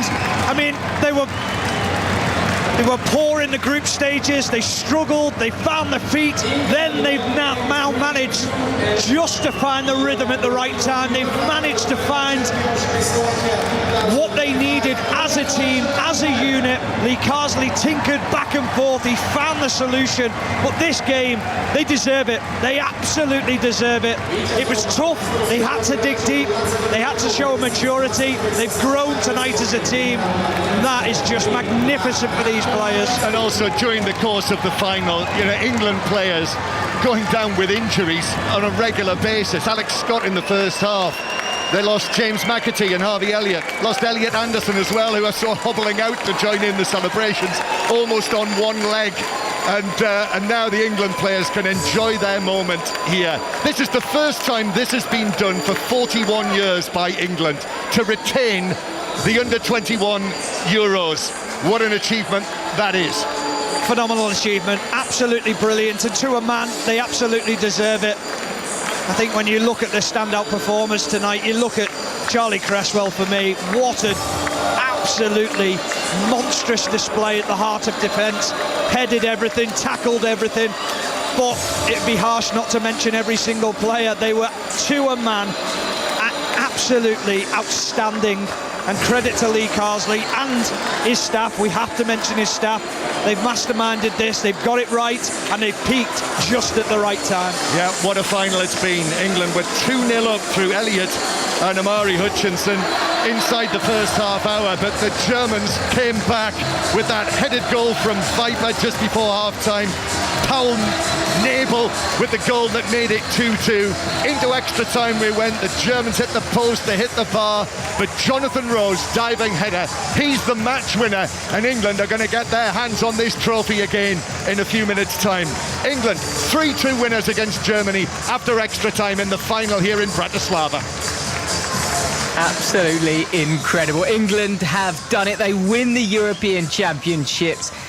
And what a special performance tonight out in Bratislava. Quality, passion, commitment, and ultimately huge character in extra time. Former Under-21 captain Nigel Reo-Coker is with me now. Nigel, what a performance there, particularly in that second half in extra time. We've just lost Nigel there, but it was absolutely incredible. Let's go back to commentator John Murray, who mentioned earlier on that it felt like a classic summer's evening watching England at a summer tournament. We got the whole experience tonight, John. Yeah, and I would maintain that probably this squad isn't quite as strong as the squad 2 years ago in terms of the quality that it had, certainly in the first team. But this team, this squad, it's got character. It's got so much heart in the squad, so much belief in the manager, belief in the staff, the game plan. He said it'd take time, Lee Carsley. He said there'd be a few bumps along the way. He was certainly right, but they have absolutely performed tonight to the absolute maximum. They pushed this squad as hard as they could, and they performed, and I couldn't be happy. I'm so pleased stood here watching them celebrate. I couldn't be happier for them. Stephen, we have to talk about the moment that won it, because the finish is wonderful from Jonathan Rowe, but the cross from Tyler Morton. Absolutely impeccable. I mean, it's just one of them crosses where it invites you. I spoke about Norton Cuffy as well when he drove down the right-hand side, and that just deepens the defence of Germany. It allows Jonathan Rowe to get that space in behind, but the ball in is phenomenal. It's absolutely on the money. It couldn't have been hit any better. Jonathan Rowe, it just had to hit him. That's all it needed. But the ball from Tyler Morton, wow, what a moment for him. And then so much character to then make it through extra time and keep Germany out. Let's bring in Nigel Reo-Coker. We mentioned just before the start of extra time, Nigel, huge changes from Lee Carsley. The team and the dynamic was shifted so much, but such a professional display. Fantastic performance. A lot of credit needs to go to Lee Carsley and his coaching staff. What a way to manage throughout a tournament, Ben. You talk about the changes that he made. He tinkered with his team, because this is what tournament football is about. You have to make changes, and he did the right changes. And I know that, you know, it's hard in these type of games to just give credit to individual players, because when we watch that back, Ben, it was an absolute collective effort by the team. But you've got to give special shout to Cresswell and Kwanzaa. Just like Stevie Warnock said, those two centre-backs, they played every game alongside Harvey Elliott, and Scott, I believe, and Anderson.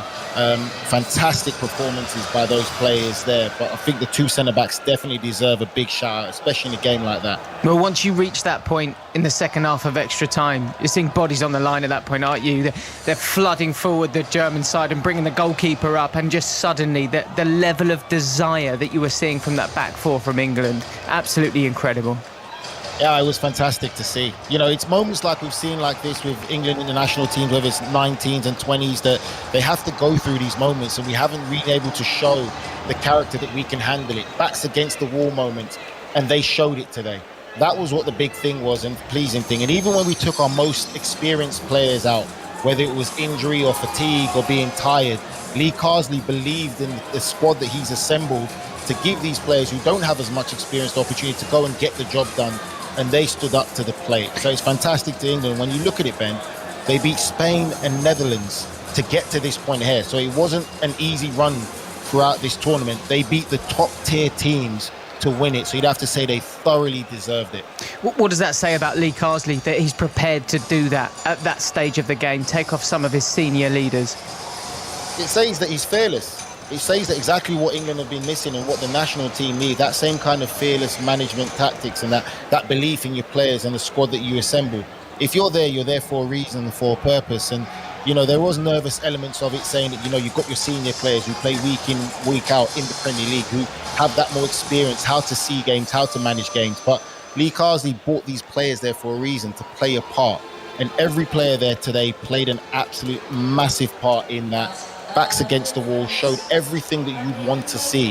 And for me, I just hope that the progression continues. I hope that some of these players do get the opportunity in the senior side, and more than just one game, or really get an opportunity to show what they can do, because they've earned that right. Nigel Reo-Coker, thanks so much. Let's go back to Bratislava. John Murray, just describe the scenes in front of you for us. Yeah, well, there's some very, very tired England players, I can tell you that. Many of them have actually been down on the turf. They're trying to get in position to form a guard of honour for the Germans to come up to receive their runners-up medals. But I think the sheer effort of trying to get to their feet is what they're having to concentrate on. I noticed Charlie Cresswell sitting on the ground tying up his laces. Tino Livramento, the two of them were horsing around together, and I noticed that Tino Livramento, in the aftermath of that, went down with cramp.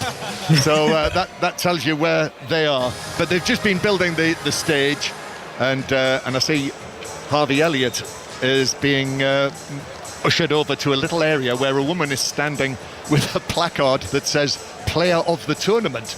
So I think we can take it that Harvey Elliott has been named as the player of the tournament. A worthy winner, Stephen? Yeah, I think so. I think he's performed extremely well, come up with important goals at important times. I think when you think of Voltmade, I think he had an outstanding tournament himself, but when you think of a goal in the final and the performance that he put in, I think he's a worthy winner of that. And so often it goes to a player within the winning team as well, but lovely respect between the two teams as well. They were integrating, chatting, sort of high-fiving each other, and a lot of respect for each other. But I think for Harvey Elliott to score England's first goal at this tournament in the win against Czechia, and then to score in all of the knockout matches, quarter-final against Spain, the 2 goals in the semi-final against Netherlands, and to score here the opening goal in the final, 5 goals in the tournament, I think that probably explains why he is standing behind that young woman with the placard. So he's standing to one side, so I guess he's going to have his own moment. And the presentation party, the suits, are just stepping forward now. It's a 2-tier stage, brown stage. It's rather a plain setting, this, compared to some of the presentations that we see. There's just that stage there, and they're all now there, the executives on the top tier. There is a plinth, a blue-white plinth, that has the trophy on it. And then there is a plain blue arch which has UEFA Under-21 Championship, and it's got the images, 2 images of the England flag, a circle actually with the white background and the cross of St George, and 2025. And the all-important confetti operators are in position as well. There's one behind each side of the arch, so that will be happening. So here is Harvey Elliott now being ushered forward to walk through the avenue of his teammates, actually. So before the Germans go up for their medals, they're standing away to one side. Harvey Elliott comes forward. We've seen him wave to the crowd on many occasions now, and actually his teammates through that avenue all gather in on him and slap him on the head as he's walking up to take his position on the stage, and he comes forward now, and I see Giorgio Marchetti of UEFA is standing there. He's the man who looks a little bit like Claudio Ranieri, who is the man who oversees all of the various UEFA draws, and he hands that trophy to Harvey Elliott, who holds it above his head. Now, I wouldn't be at all surprised if we hear from him a little later on when I go down to the tunnel and the England players are doing their interviews. So off he goes, warmly applauded from everyone. Yeah, and just looking at the families to the left-hand side, he almost waved to them, acknowledged them, acknowledged the staff down in front of him as well. Yeah, and he's gone back to take his place in the line. Ben. John, it's really fascinating watching him go through and be sort of lauded and also slapped around by his teammates. And you see the whole squad there. It really has been a whole squad job, hasn't it, this tournament? Yeah, it has. And, you know, typically, really, Lee Carsley was talking yesterday about the remarkable injury record that this squad had at this tournament. He had all 23 players available to him, and they've remained injury-free. The applause now just because the officials are going up to receive their awards. But yes, and then all of the injuries have come at once in the final. So spoke too soon. They weren't injuries that were picked up as in hamstring injuries. They were all sort of contact injuries, weren't they? So hopefully the players will be little tweaks and knocks. The other thing I would say is they'll know they've been in a game tomorrow when they wake up, but they'll be happy with it. Well, and end of the season, they'll also be able to celebrate, Stephen. Absolutely. And Stephen, you very much enjoyed seeing CJ Egan-Riley into the action at such a crucial moment as well.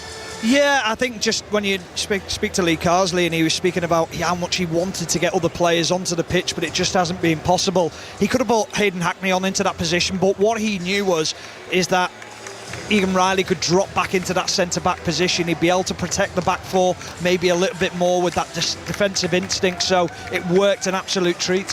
I think something else that we probably need to say is that this, as the Germans are about to step forward and walk up to receive their runners-up medals, their coach, Tony De Salvo, steps forward.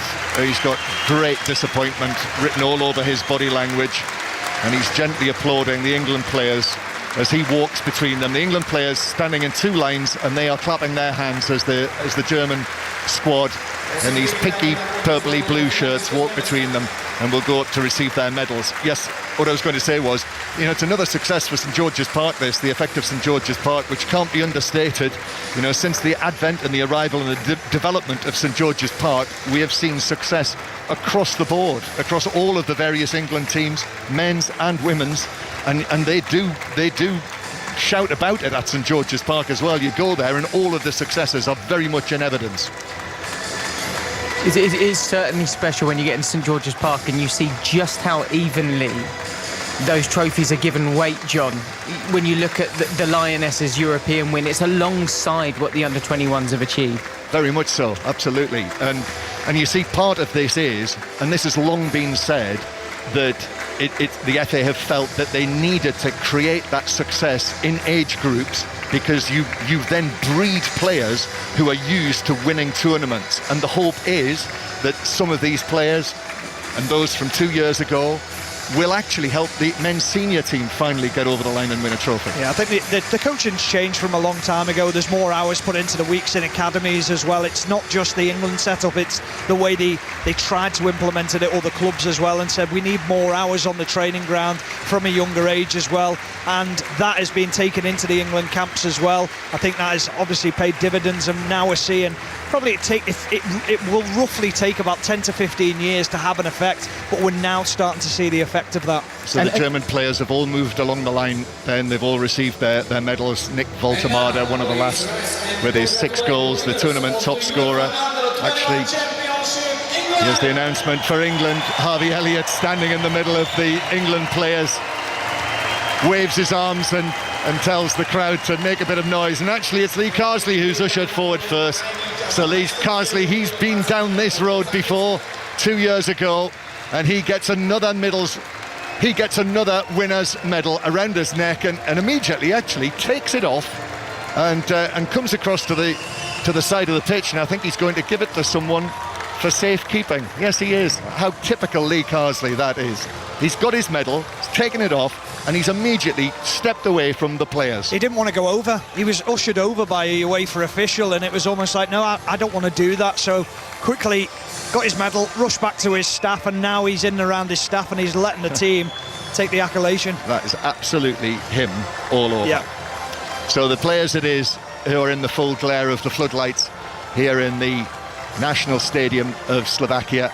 About half of them have received their medals now. They're gathering underneath that arch. Archie Gray there of Tottenham, who was involved in the early stages. Jay Stansfield certainly played his part, even if he wasn't able to get his goal.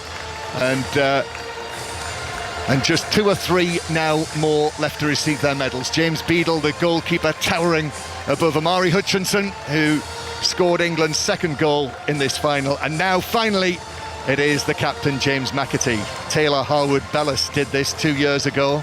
He's been in frequent contact with James McAtee, the Manchester City connection. And James McAtee takes the Euro Under-21 trophy in his hands and walks across and lifts it high. And England have retained their trophy. England, twice in a row, Under-21 Euros champions. And the players on the pitch almost disappear from sight. There is so much white and blue confetti out there. Well done, England. A thrilling final, and Lee Carsley can be a very, very proud man of these players. Where have they gone? They've disappeared. Disappeared in a mist of confetti. And now the staff are out to move in as well. Just enjoy this moment, because you've got to live in the moments, and they've achieved something huge tonight. Going back to back is quite an achievement. Phenomenal, absolutely brilliant. Yes, England are the first team to retain this title twice. So not been done since 1984 was when it was won and retained by Dave Sexton's England, and now Lee Carsley's England Under-21 team have successfully defended their title, and everyone now who's involved with this Under-21 team has been gathered together for the big photograph under the arch.